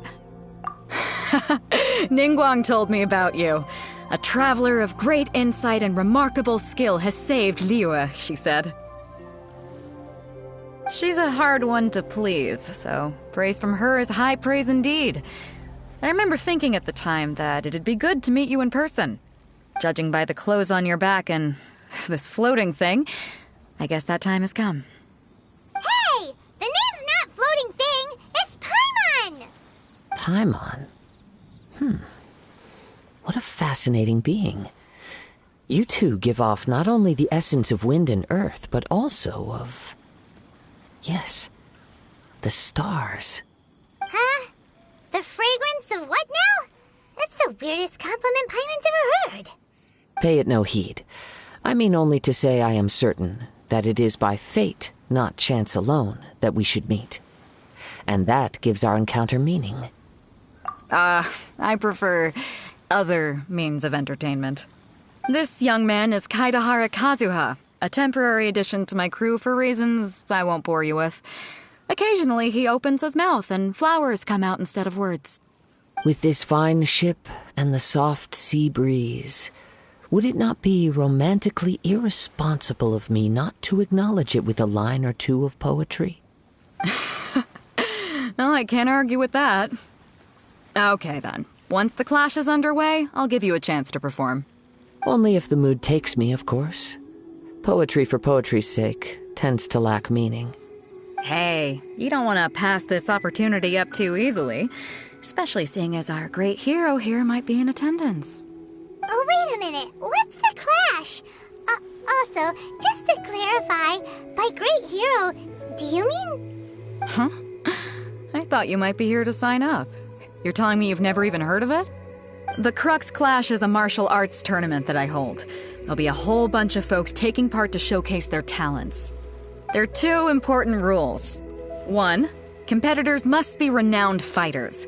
We want those with real martial arts ability, not just people taking part for the fun of it. So, you've got nothing to worry about there. I don't think there's anyone out there who hasn't heard of you. 2, you can't take part if you've got a vision. Otherwise, things get a little one-sided. You must be feeling confident, but you might want to watch out. There are a few crouching tigers and hidden dragons lurking around in Liyue. And with Liyue's savior taking part in the tournament, now that's gonna turn a few heads. I think we can expect a healthy turnout this time.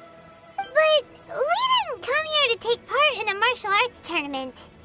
Well, before you dismiss the idea completely, you might be interested to hear that the prize this time round is particularly sought after. Get this. It's a masterless vision. Supplied by myself, as a matter of fact. If the tournament champion can reawaken that vision, it belongs to them. Is there really such thing as a masterless vision? When a vision bearer dies, the light in their vision will fade away. But the shell that housed that light remains. As for whether this shell has any practical application, well, this remains to be seen. But my intuition tells me that while it remains in the world, it may just be possible for someone else to inherit it. Yep, and the way I see it, a vision is a badge of recognition from the gods. So if anyone's able to rekindle it, it's gotta be an individual of exceptional strength and talent. Organizing the clash is my way of uncovering hidden talents. And hopefully this time, getting a vision to glow again.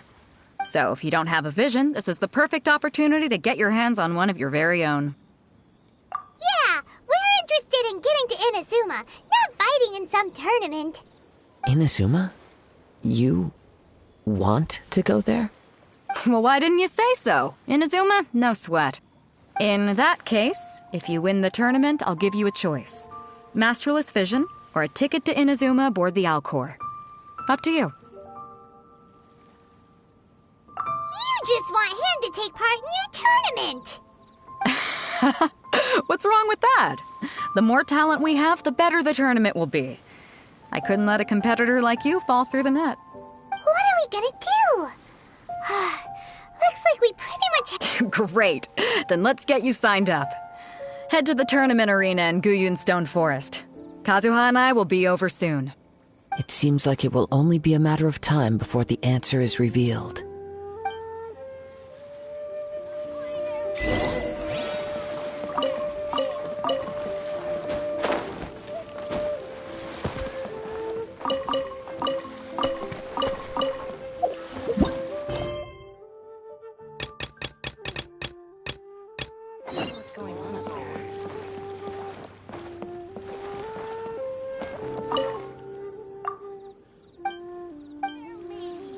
time to set sail.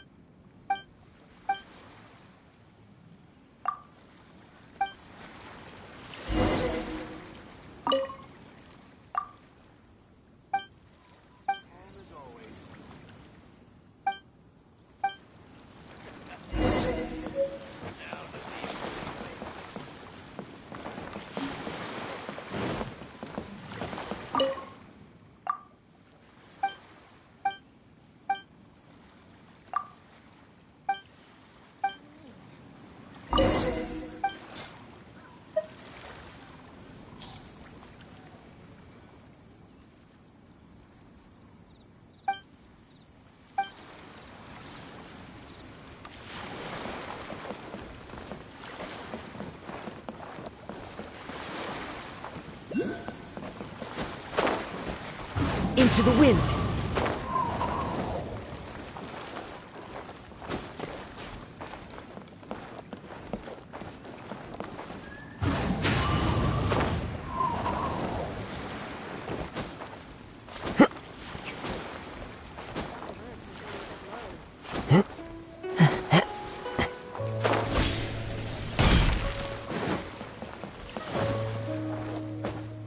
One with nature!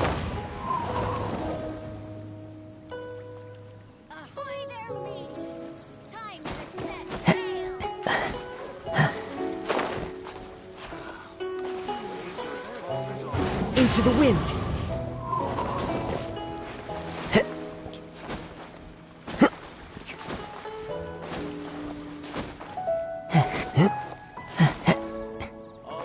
As far as the eye can see.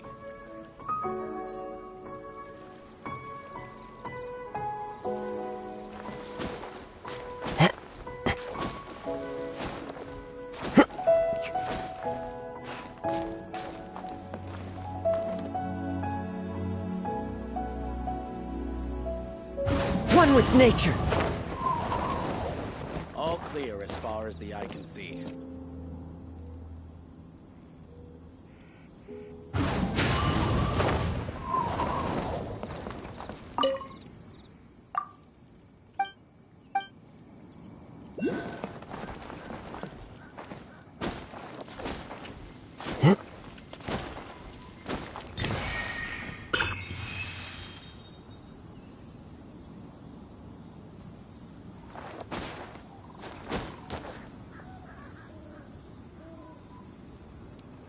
All clear as far as the eye can see.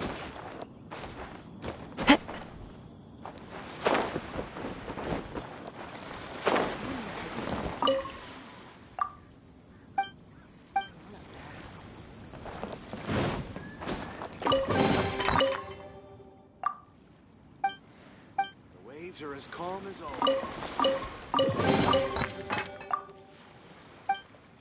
Well maintained.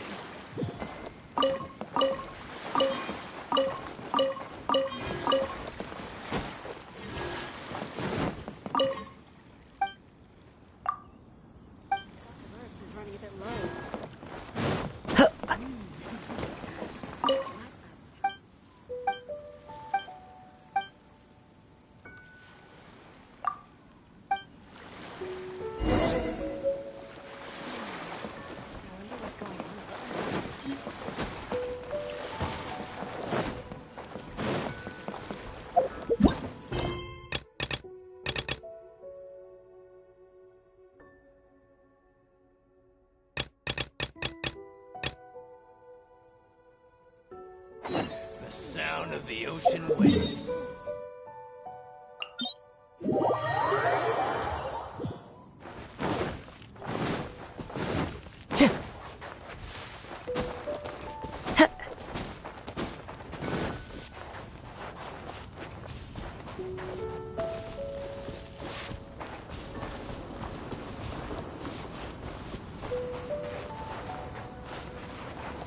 Time to go.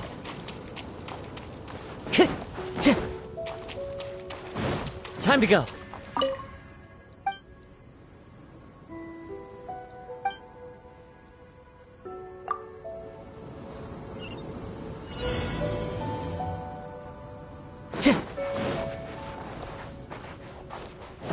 Time to go.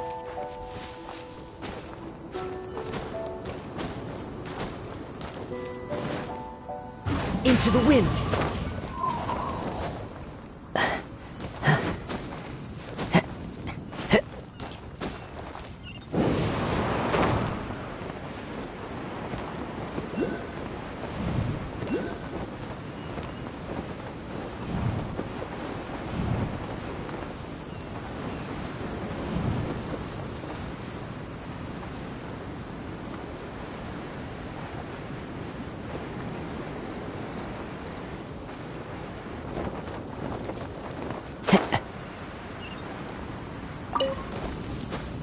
Follow the wind.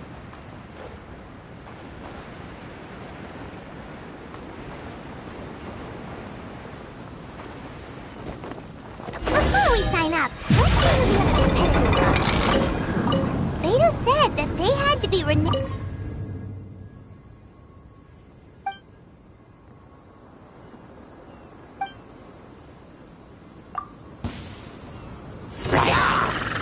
One with nature.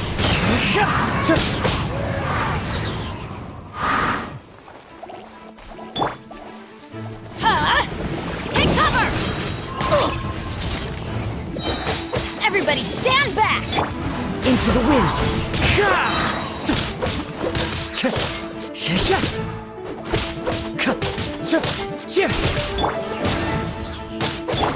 The wind knows me.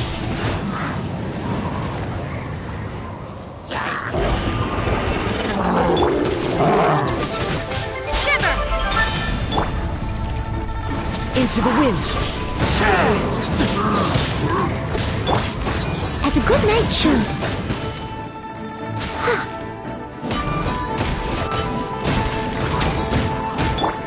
One with nature.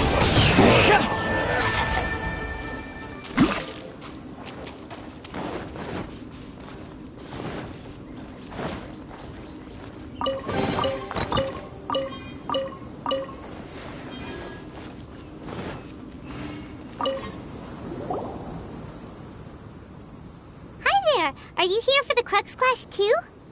That's right. Nothing beats real-life combat for honing your skills. That's what our master taught us. But this tournament is more than just a chance to put training into practice. It's also a chance for us to obtain the masterless vision. Exactly. With a vision, we'd quickly become our master's top students. This master of yours must be pretty incredible, huh? Are they someone famous? Famous? He's the founder of the Lingshan clan, and his skills are unparalleled.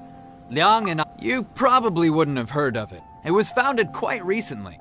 The clan is nowhere near as famous as the master himself anyway. He's got to be a grand master or something. He's created many different styles of kung fu, and countless other clans have borrowed extensively from him. To the Lingshan clan, he teaches a special technique known as force dispersal. Force dispersal?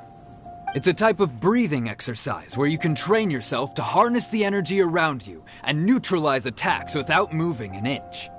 For example, our master can use it to alter the path of an attacking fist, or change the direction of an incoming stone, all without breaking a sweat. One time, he sent a challenger flying into the air without lifting a finger. It sure is, but it's extremely difficult to cultivate this ability. We've been training for ages and we're still getting to grips with the very basics. There's no way we could use it proficiently yet. We're clearly not that naturally gifted, or we would have at least gotten the gist by now. If we don't start making progress soon, we'll probably run out of money to pay the tuition fees and still have nothing to show for all our training. There's a tuition fee? Of course! This is a Grand Master we're talking about here. He doesn't have time to waste. If you want face-to-face training, you've got to show you're sincere about it.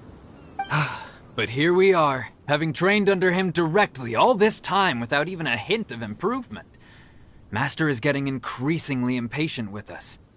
Recently, though, we heard that a Vision Bearer joined the Guhua clan and made pretty much instant progress in their training.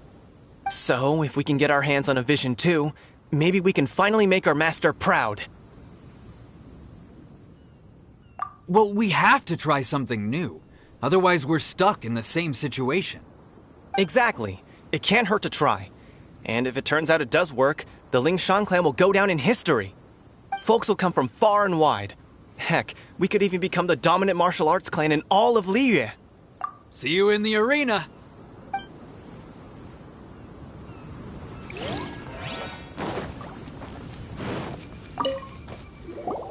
Hello? Are you... You bet I am. Have you put your names down yet? Well, I'd have a look at the entrance criteria if I were you. Then it'll allow just anyone to take part. The Clash is a comprehensive test of fighting ability. Anyone who turns up for show over skill is gonna get their butt handed to them. Nobody wants to see that, right? Yeah, we heard a rule about that. So, Paimon's wondering... Me? Only a former runner-up in the Chihu Rock Freestyle Combat Summit. Oh yeah.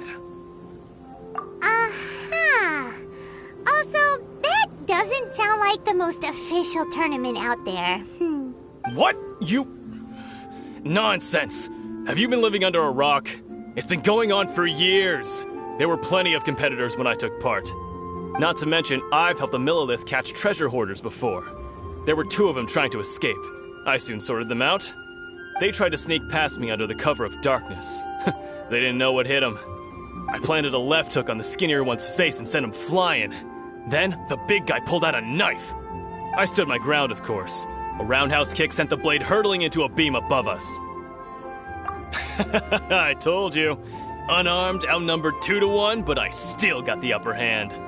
I'm not saying I came out completely unscathed, of course, but the fact remains that I did manage to subdue the both of them, and hand them over to the Millilith. I received quite the commendation. Oh yeah. Uh-huh. But for us, even 4 or 5 treasure hoarders at a time is all in a day's work. Alright, we're gonna keep looking around. I'll see you in the arena, but I don't plan on losing to a pair of children anytime soon.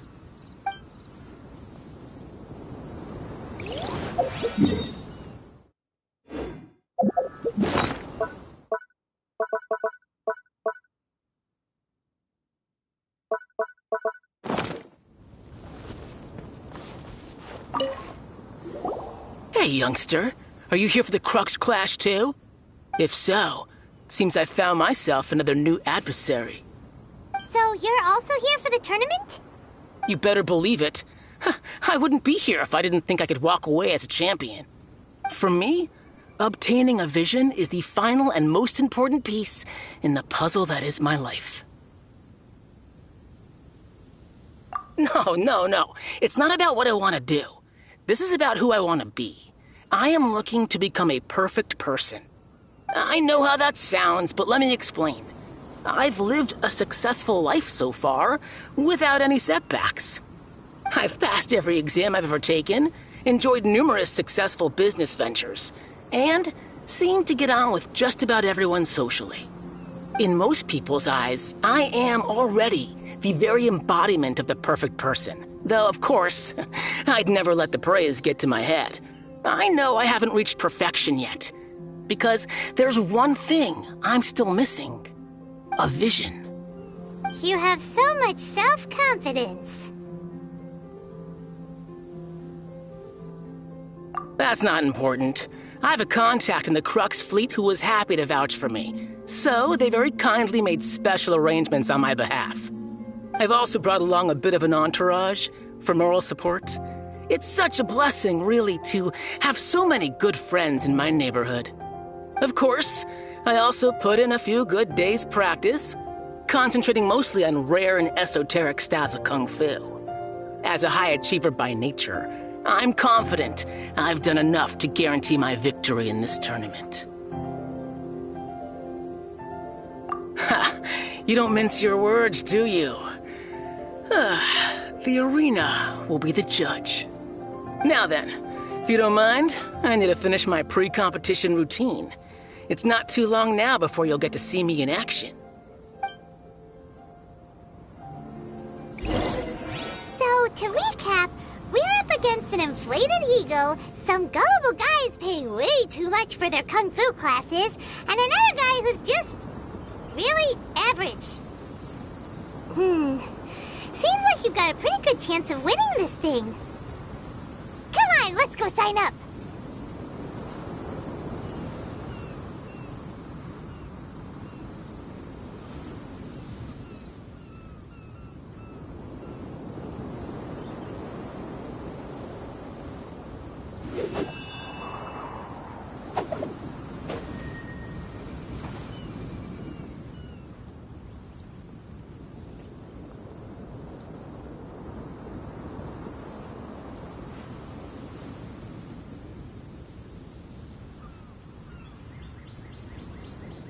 Wherever in this world I roam, I carry memories of my home. This blade, it is the last link I have to the land of my birth.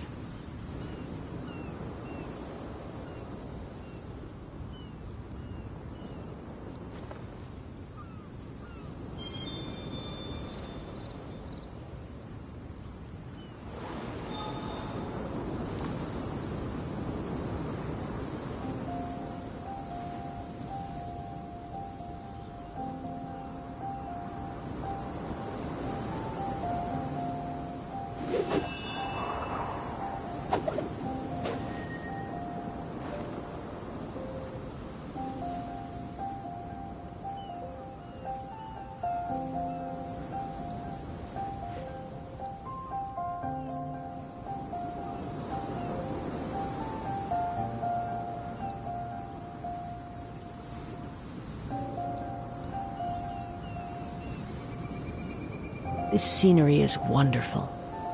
Surely enough to convince anyone to become a wanderer.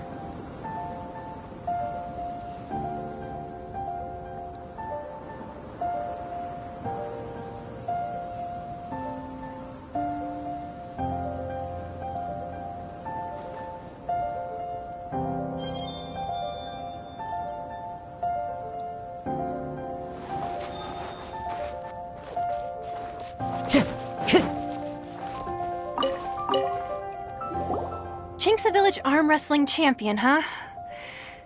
All right, you're signed up. Next, please. What's your name? Wait, aren't you? Did I hear that right? Is it really them? Huh? Aren't they a vision bearer, though? Why are they trying to enter the clash? I have to ask, aren't you the traveler that helped Liyue fight off that ancient god? Oh, it's really him! The one that spoke with Lady Kuching at the Rite of Parting. Oh, I wonder if I can get his autograph later. I trust you are aware that, only those without visions can enter the tournament? Really? But from what I've heard, the things you're capable of in combat are nothing short of extraordinary. You walk into the most dangerous situations imaginable, face off against all sorts of monsters, even the Fatui, and always come out on top. Yep, he still doesn't have a vision, though. See for yourself. My apologies. I didn't mean to be rude. I'm sure a great hero like yourself would have no reason to lie. Now, could I ask you to provide a few claims to fame? It's just a formality for you, of course, but I have to make a record of competitors' achievements as part of the sign-up process. So far, I've got defeated the ancient god Osail, so that's one. Do you have any others? Yeah, and also a dragon, too! Put down Battle with Storm Terror. Whoa! Might as well declare him the champion already. I wonder if it's too late to withdraw. Okay, that's plenty. Actually, this is the most dazzling track record I've ever seen. By a long shot. Right, your registration is complete. Now, a brief word about the prize. A great hero such as yourself can surely only be here for one thing. To win the tournament and claim the grand prize, namely, a vision. Oh, we're not here for that. We're here because Captain Beidou promised to take us to Inazuma if we win the tournament. There's another prize, too? Oh, first I've heard of it.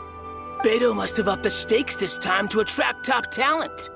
But why would anyone want to go somewhere as dangerous as Inazuma? I see. So, I take it you discussed your terms with Beto in advance, then? Well, I'm sure a great hero has an important reason for being here. Anyway, the qualifying rounds are about to begin. I'll leave you to your preparation. Hey, so Paimon's thinking about that whole no vision bearers rule in this tournament. Even though you don't have a vision, most people in Teyvat think that you can't manipulate the elements without one. So Paimon thinks you probably shouldn't use your elemental abilities during the tournament. You know, just to avoid any misunderstandings. In any case, looking at the competition, it should still be pretty easy for you to win, even without using any elements, right? All right, it's showtime! You got this! You seem like you're raring to go. Are you ready to compete? Good. Then please follow me into the arena.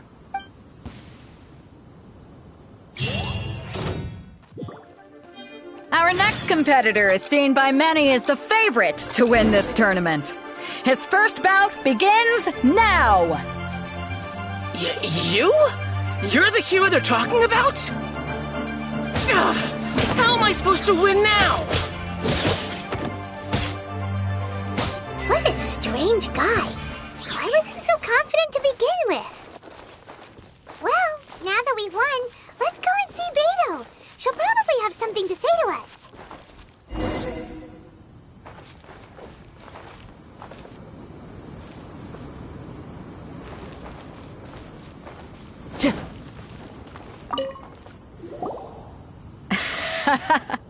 I knew I wouldn't regret introducing you as the favorite. So, what do you think, Kazuha? He totally dominated that guy and did it with style, too. Impressive. But I also observed our favorite exercise some restraint, as if to protect the opponent from serious harm. Well, I've fought my fair share of battles, both big and small. And I say, after the show he put on just now, he's more than convinced me of his ability. So come on, we all know you've got a wide vocabulary in there. Can't you spare a word or two to congratulate our up-and-coming champion? All right. Let me think how to aptly phrase these words of praise. You fought well. All right then. I was thinking your inner poet might want to join in the fun, but I guess I shouldn't put you on the spot like that. You know, a lot of competitors came to me saying how surprised they were that Liyue's hero was entering the tournament. And since you signed up, we've had many others do the same, with more than a few top-tier fighters among them. I'm sure lots of them are here to find out how they stack up against you.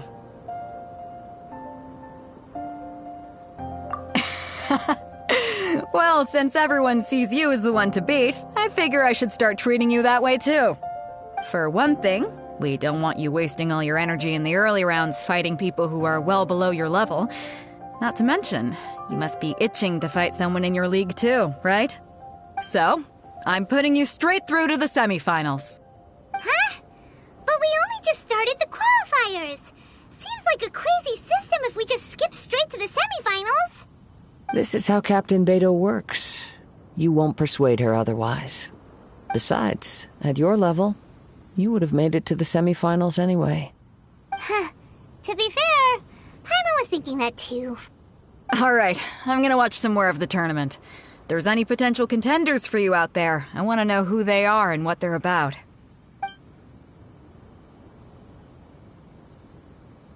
We're finally here, folks. The real show is about to begin. The captain seems to have high hopes for this tournament. I have not seen her so excited in quite some time. Your opponent has fought many rounds to get to the semifinals. This makes him a seasoned warrior. You may well be stronger than him, but this should not give you cause to lower your guard. Very well. Show me that you are ready to push through the storm that lies ahead. All right, that's enough chit-chat for now. The audience is waiting. Go find the crew member that signed you up. She'll take you into the arena.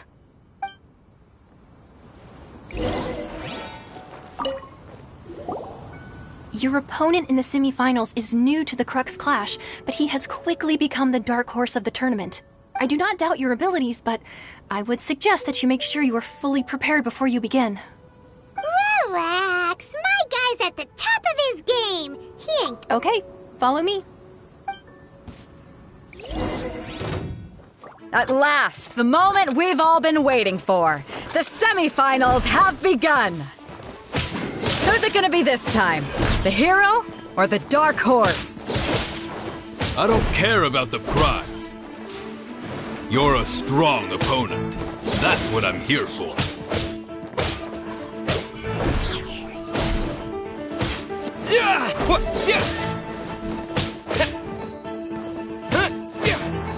Fury! Pretty good. I'm sweating all over. It's a good feeling. Congratulations. I was beaten by the best. I need to train harder. Right! For a moment there, Paimon was a little worried. If you had a vision, you'd definitely be one of the strongest around. I wanted a vision once, when I was a kid. People said that if you're strong enough, you'll have your chance to get one. But mine never came. I lost interest eventually. You can't depend on a vision like you can your own body. I've fought and won against vision bearers before. The power they have was given to them by the gods. I don't envy it. Huh? You mean you didn't sign up to try and get your hands on that masterless vision? No, I didn't. I only wanted to pit myself against other fighters and see who was the strongest. Only in defeat can you understand your weaknesses and learn from them. So I'm pleased with today's outcome. I don't often have the pleasure of experiencing defeat. Wow! Now that's true strength talking. If you have the chance in the future, please come and spar with me again. I will be stronger next time.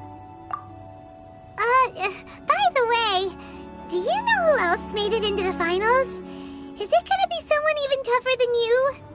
Whether they'll be as tough as me, I don't know. But what I have heard is that they're extremely quick. So don't get too cocky. There he goes. Maybe we should ask around, see what we can find out about our opponent in the final round. Paimon thinks we might need to up our game a little. Ah, it's you! I watched your match. What a stunning performance. I myself was eliminated in the third round. Shame. If only I could have advanced one more round. Maybe next time, huh? By the way, do you happen to know who else advanced to the final round? Why, yes. He's the same one who defeated me. He is a formidable opponent, quick on his feet and swift to take advantage of his opponent's missteps. I faltered for but a brief moment, but before I knew it, he had me on the floor. Given my stature, I have no fear of squaring off with physically strong opponents. But faced with a nimble, agile opponent such as him, I found myself completely out of my league. Still, I'm sure he'll be no match for you.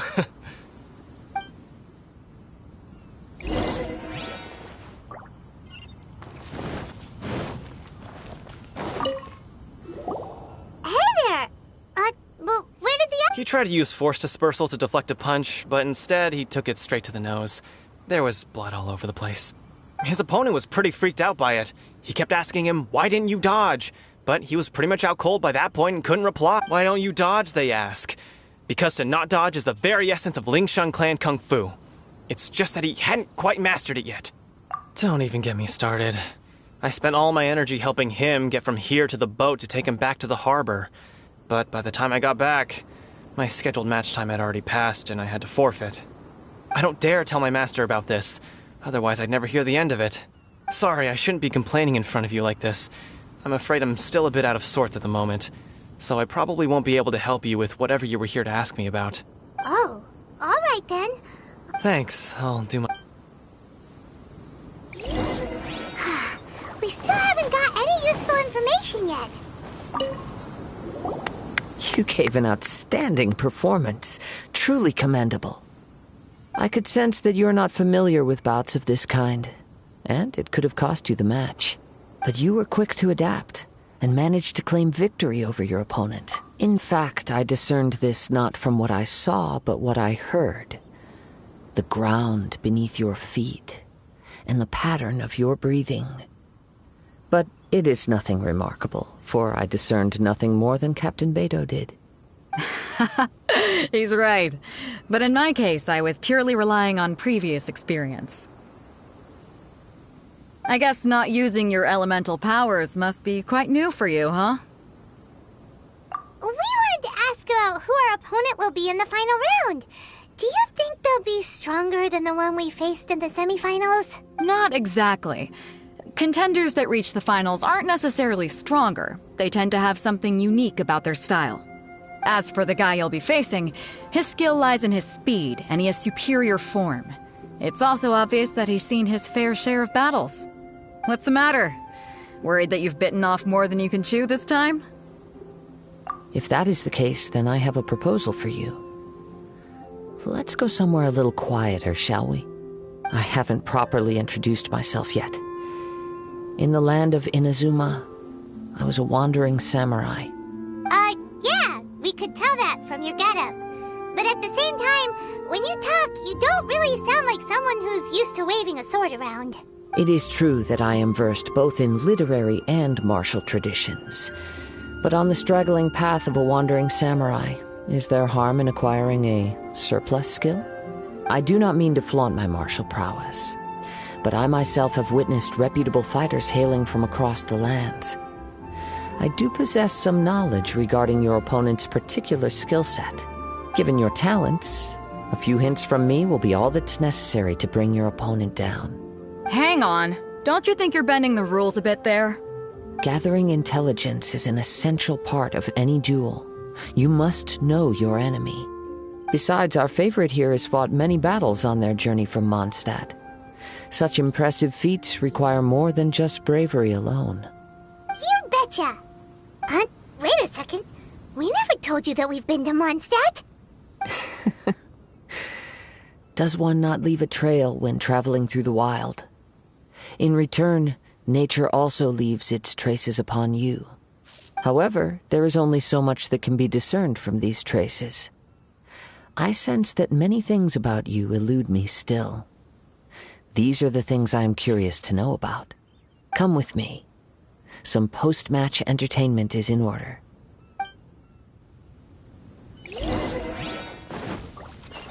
Maybe we can go talk to Beto.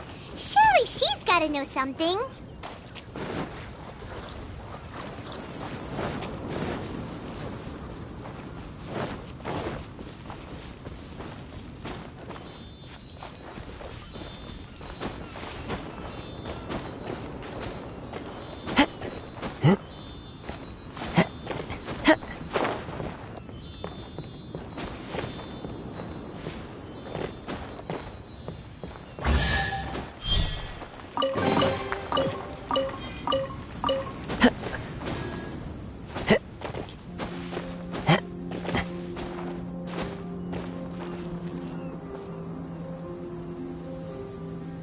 Into the wind!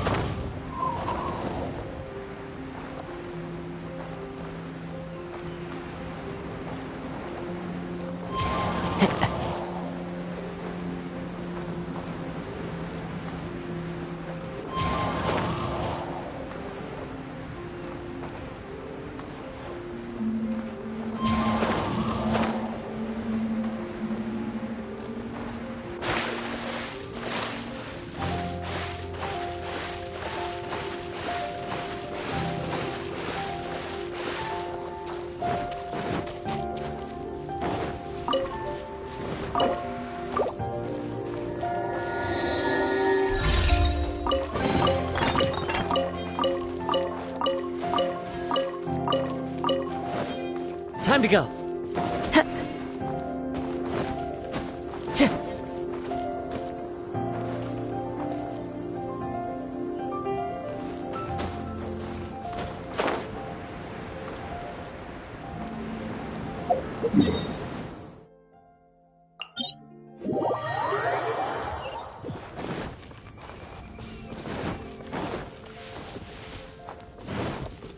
Time to go.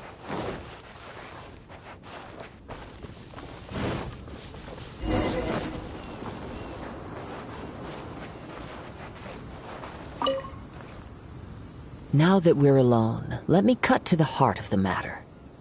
You are skilled in manipulating the elements, and not just a single element, but multiple. Is that correct?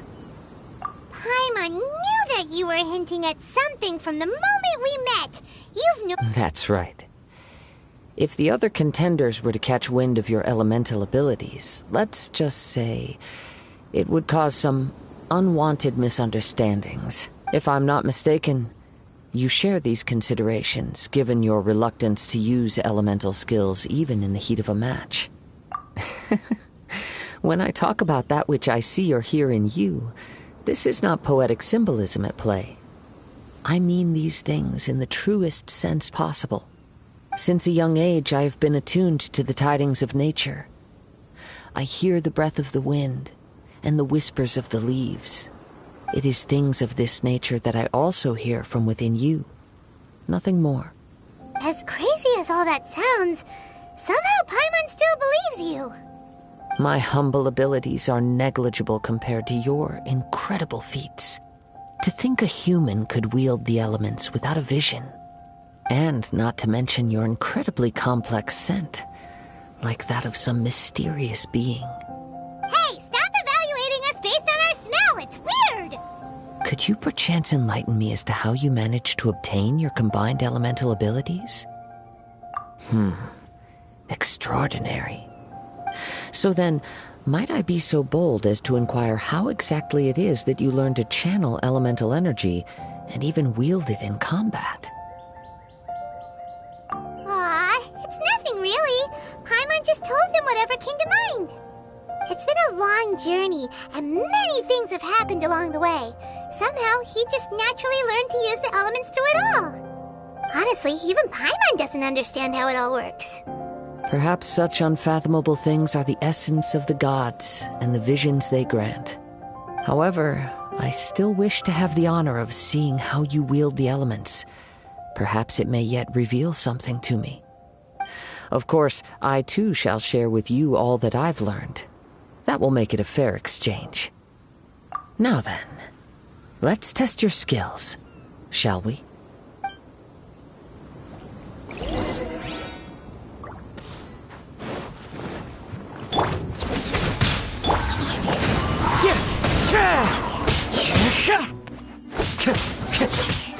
Judgment!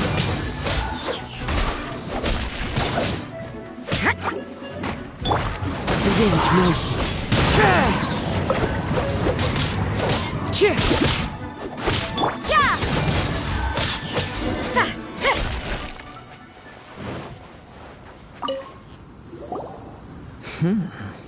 Your skills in battle are truly beyond reproach.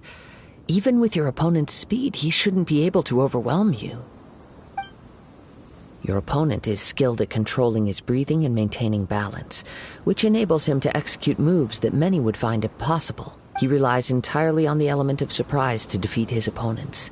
In other words, as long as you remain mindful of his ability to detect weak points, then his attacks should pose no threat to you. Please, save your thanks. If anything, I should be thanking you for the opportunity to witness your command of the elements that defies all known principles. The world is a truly mysterious place, it seems, and one will always encounter that which is still unknown.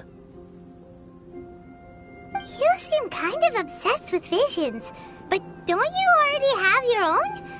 Why are you so intent on exploring the connection between visions and the elements? I desire to know what meaning visions have to the gods. And what influences the gods' decision to grant humans these visions. My apologies. You must be completely in the dark regarding such matters. For allowing me the honor of witnessing your mystical ways, I am willing to answer any questions you may have regarding Inazuma. So that's what you're curious about?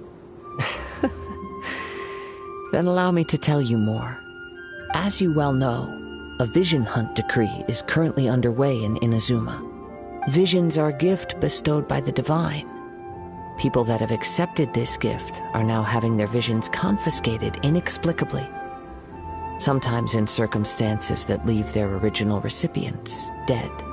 In the outset, supposing each of the 7 Archons had their criteria for granting visions to living beings, then does the current Electro Archon now doubt these criteria, or even the act in and of itself? Not to mention, with no new Electrovisions having been granted for such a long time, it would seem that we can infer something of the Raiden Shogun's feelings on the matter. She sounds less like an Archon and more like a tyrant. As far as I know, she is an Archon that pursues eternity. She will relentlessly carry out her will with no regard to what others may think or feel. Liyue's contracts are meant to benefit all who reside within Liyue. But what does Inazuma's pursuit of eternity bring to its people? It goes without saying that the people locked within Inazuma do not fare well these days. Sounds a lot like something the god you encountered in the beginning would do. Oh? Have you encountered the Electro Archon before? With time, we will change. But the Shogun will remain the same. If you wish to find her, she will forever be there. There will come a day when I too shall wish to understand the answers to eternity from her. Ah, the time for your match is approaching. Oh, right! We got so distracted talking about Inazuma that Paimon forgot all about the tournament! If you have no other matters to attend to, then we can return together. Very well. Let's go.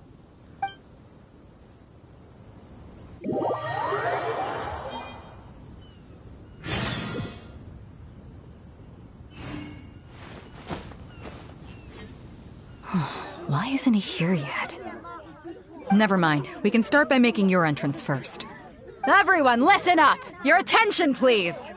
We've reached the climax of the Crux Clash! This is the final match! We've seen many exciting battles today, and now, at long last, the 2 finalists have emerged. Now, I'd like to introduce our first combatant. Though few have seen him, his reputation knows no bounds. He strikes fear into the heart of Osile, and the mere mention of his name causes even the Fatui Harbingers to turn pale in the face. Introducing Liyue's traveling hero! Wow! I've been waiting for this moment! I'm sure everyone witnessed his thrilling match in the semifinals. But today's final round will surely take things up a notch. As for our other combatant, he still hasn't arrived. Oh, come on, what could be taking him so long? You can't just forfeit for not showing up like in previous rounds. This is the finals. Apologies, everyone just sit tight. We've got no other choice. If he doesn't show up, we'll just have to postpone the match. Wait a moment. Something doesn't seem right about this. Captain Beidou, perhaps we should check on the prize. Traveler, come with us.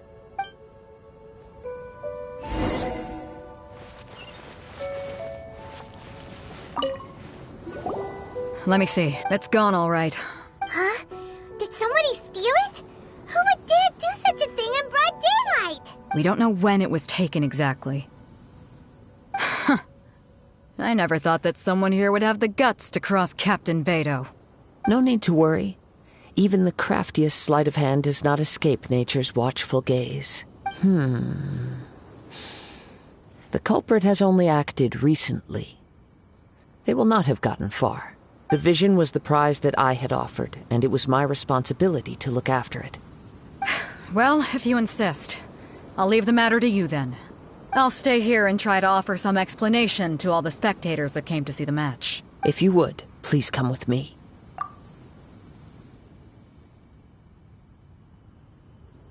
Come with me. I can sense the winds are coming.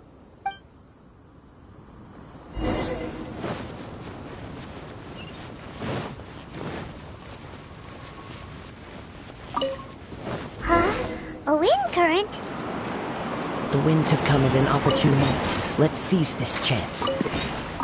Ride the winds upward. From there we can continue our search for clues.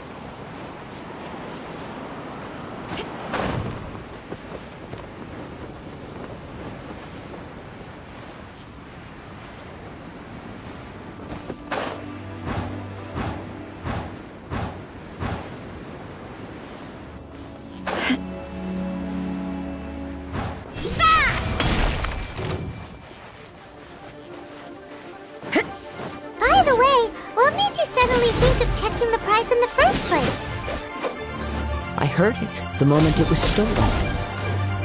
Well, then why didn't you stop him? You'll see shortly.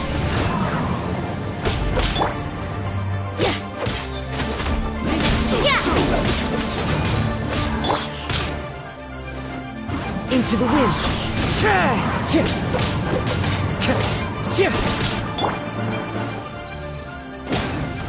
Steady as stone. Prepare yourself. The wind knows me.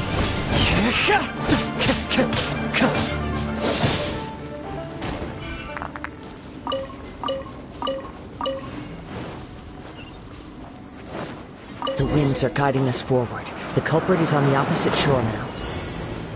You can hear that too? What does it sound like? Hubris. This way.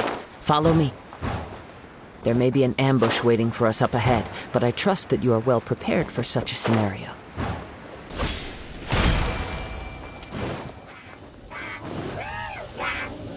One with nature. Judgment! Punishment!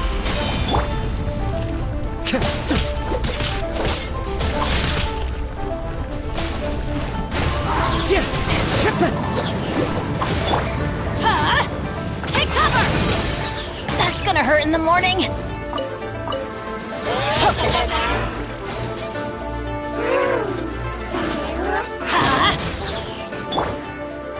Into the wind.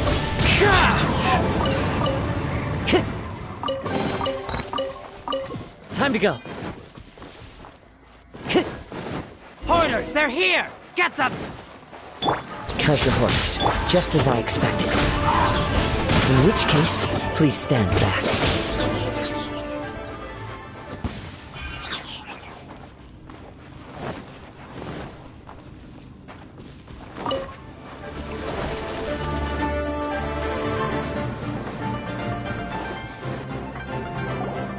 You caught up with me?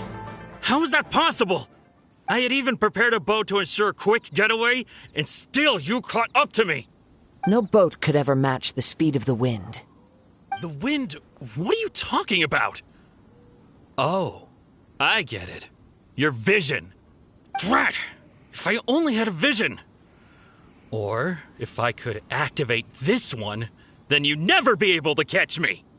This has nothing to do with visions. You may be skilled at vanishing from a crowd, but it seems you know precious little about how to conceal yourself from nature's gaze. Additionally, your chosen escape route was flawed for reasons that are too numerous to go into, and on top of that, I could hear your boasting and proud laughter in the wind as I was pursuing you. In other words, you failed to meet any of the basic criteria for a grand heist, namely speed, stealth, and style. You... But most disappointing of all is the state of the vision in your hand. It appears that the vision doesn't respond to human desire indiscriminately. Fine. I admit it. I've had my eyes on this vision for quite some time now.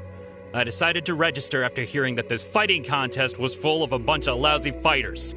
I fought my way to the finals and... Aha! So you were supposed to be our opponent! I'd intended to win the contest through skill alone all along, but then you showed up. After watching the semifinals, I knew that I didn't stand a chance. But I wasn't about to give up on the vision so easily after coming all this way.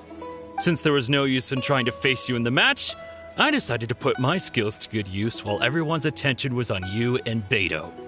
I was convinced I prepared thoroughly for my escape, but somehow you still managed to catch up to me.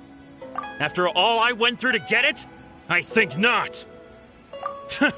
I know an empty threat when I hear one. Fine. But you'd better mean it. It didn't activate once I took it anyway. It's nothing but a useless shell to me. You know, according to the laws of the sea, the penalty for stealing is breaking the culprit's arms. Huh?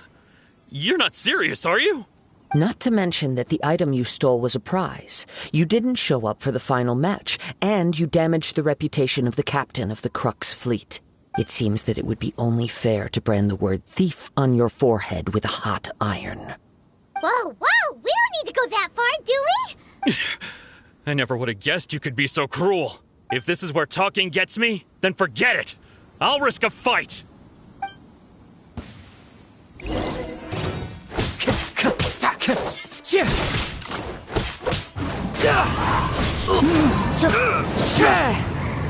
You can't run!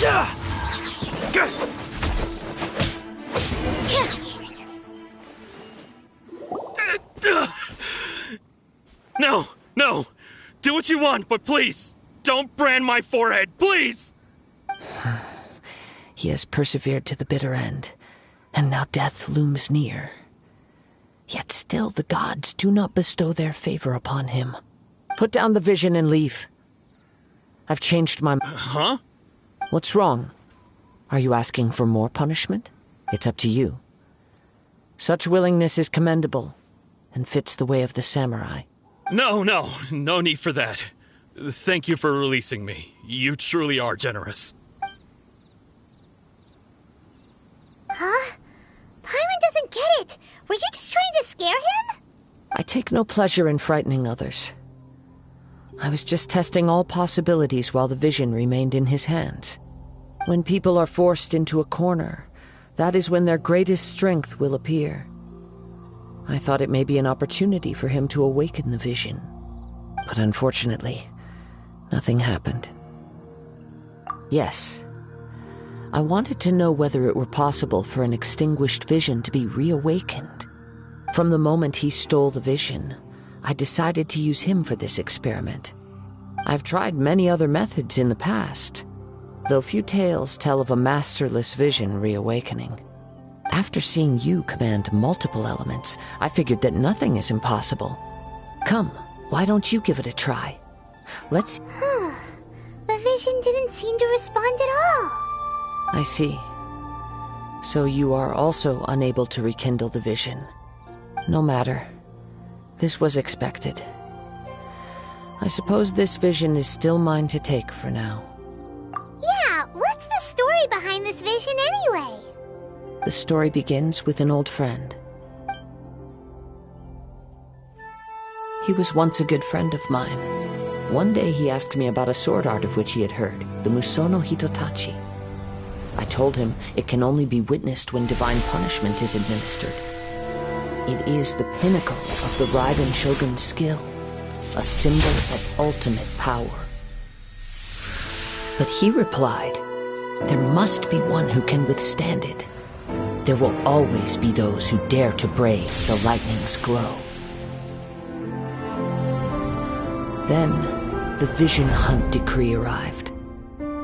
People's aspirations were stripped away as the Raiden Shogun began to construct her ideal of eternity. While I was fleeing from place to place, I heard that my friend had challenged the Vision Hunters to a duel before the throne. A solemn yet brutal challenge. The defeated face divine punishment, while the victors gain a second chance. Perhaps he thought he of all people should make a stand. Coming face to face with the Musono Hitotachi was all that he truly desired, after all. When I arrived at Tenshukaku, the duel was over. I heard his sentence of divine punishment, his severed blade hitting the ground.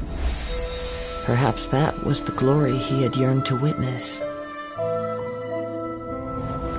In his last moments, what expression was on his face? Before I knew it, I had stepped forward and snatched the dying vision and was running from the scene. All I knew was that I mustn't let his hope, which burned so brightly, become buried among the ice-cold statue of a god. Perhaps one day I may come to find that all I have done is meaningless. But as a wandering samurai, I find meaning in traveling and the sprawling beauty of nature that lies along the way, while still retaining the warrior way in my heart. Kazuha! It's just another way of saying I do as I please. All right then, it's time we returned. Allow me to gather the wind for us once more.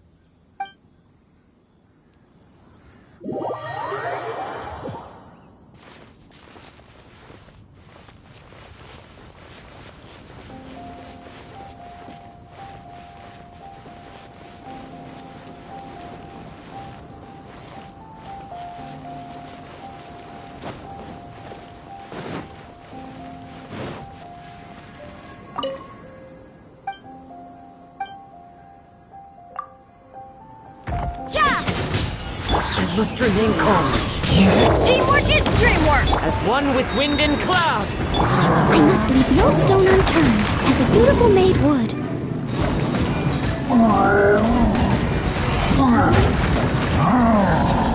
You can't run! Lights out. Into the wind.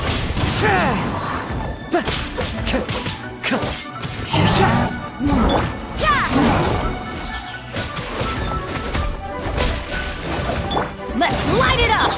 The wind knows me.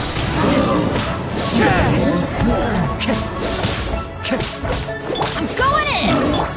Clouds high. The birds call. Into the wind.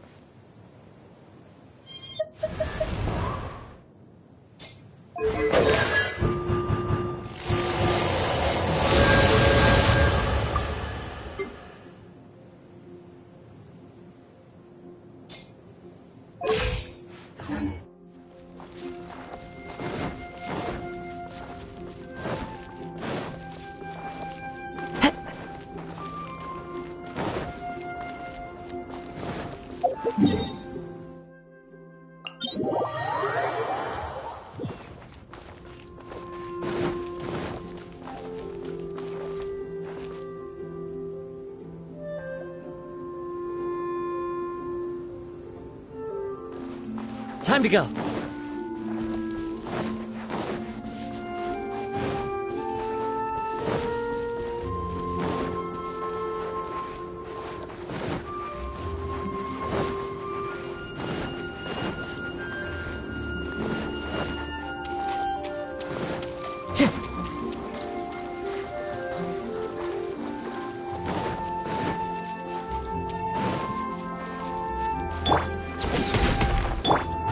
Wind knows me. Steady as stone. I'll catch up. Someone needs assistance.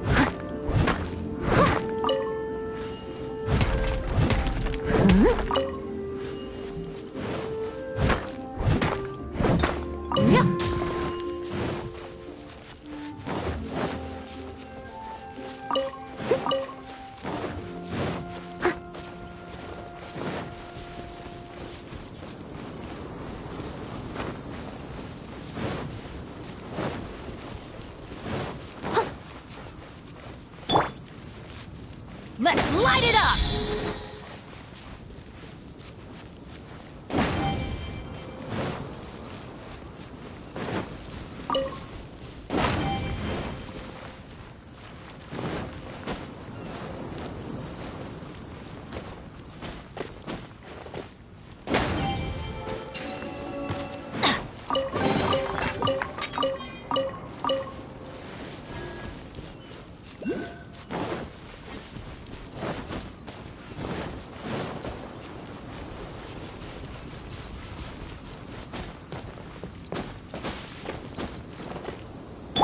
Wind Strider, follow the wind.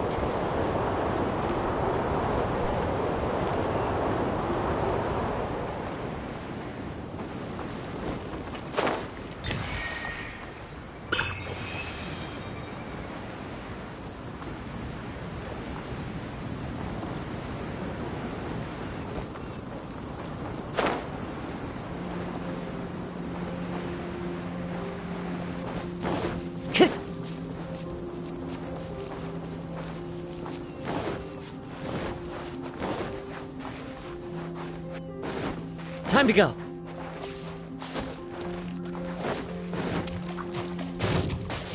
Judgment! One with nature. You can't run! Things are getting interesting. Yeah! Yeah.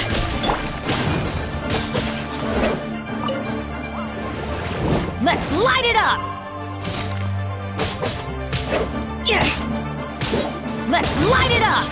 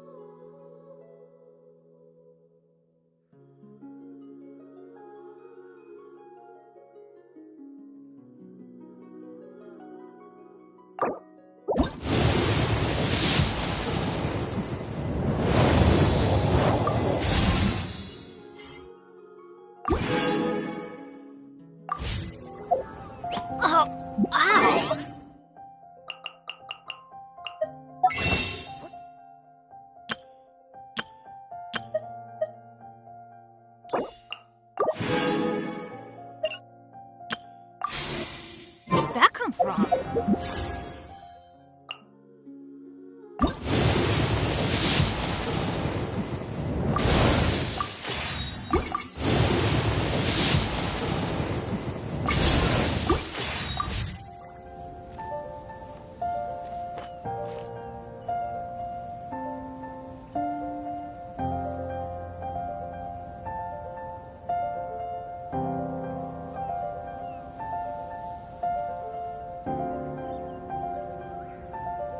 Benny's adventure team, Ball.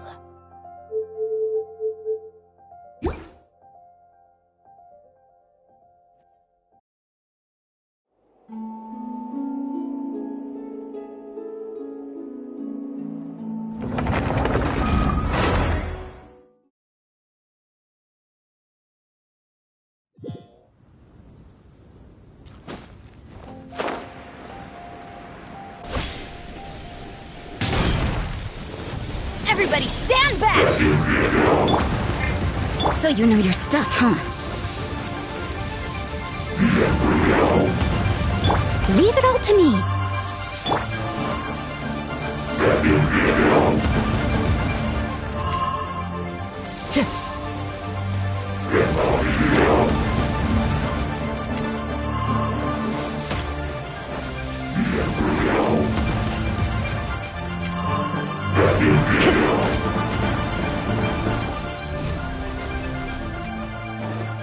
Judgment! Shiver! Into the wind!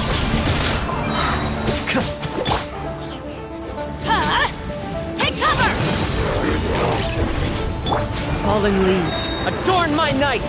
The wind knows me.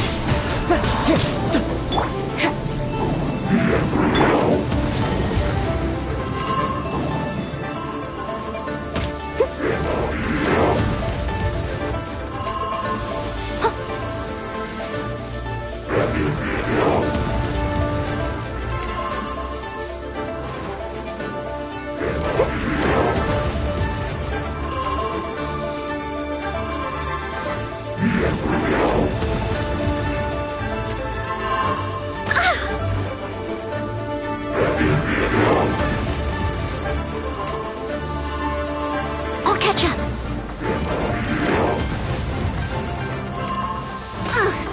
I missed a spot. Someone needs assistance.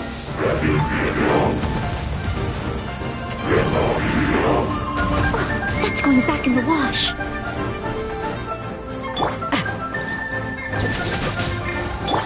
Into the wind. Teamwork is strength! I must leave no stone unturned, as a good knight should.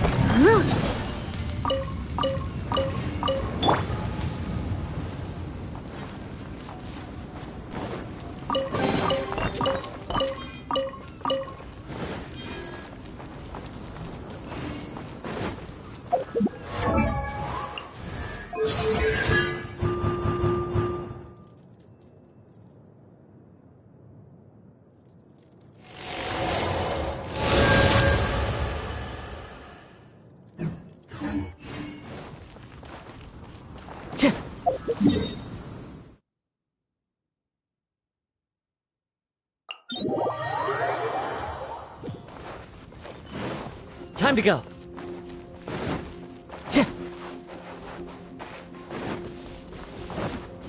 Time to go.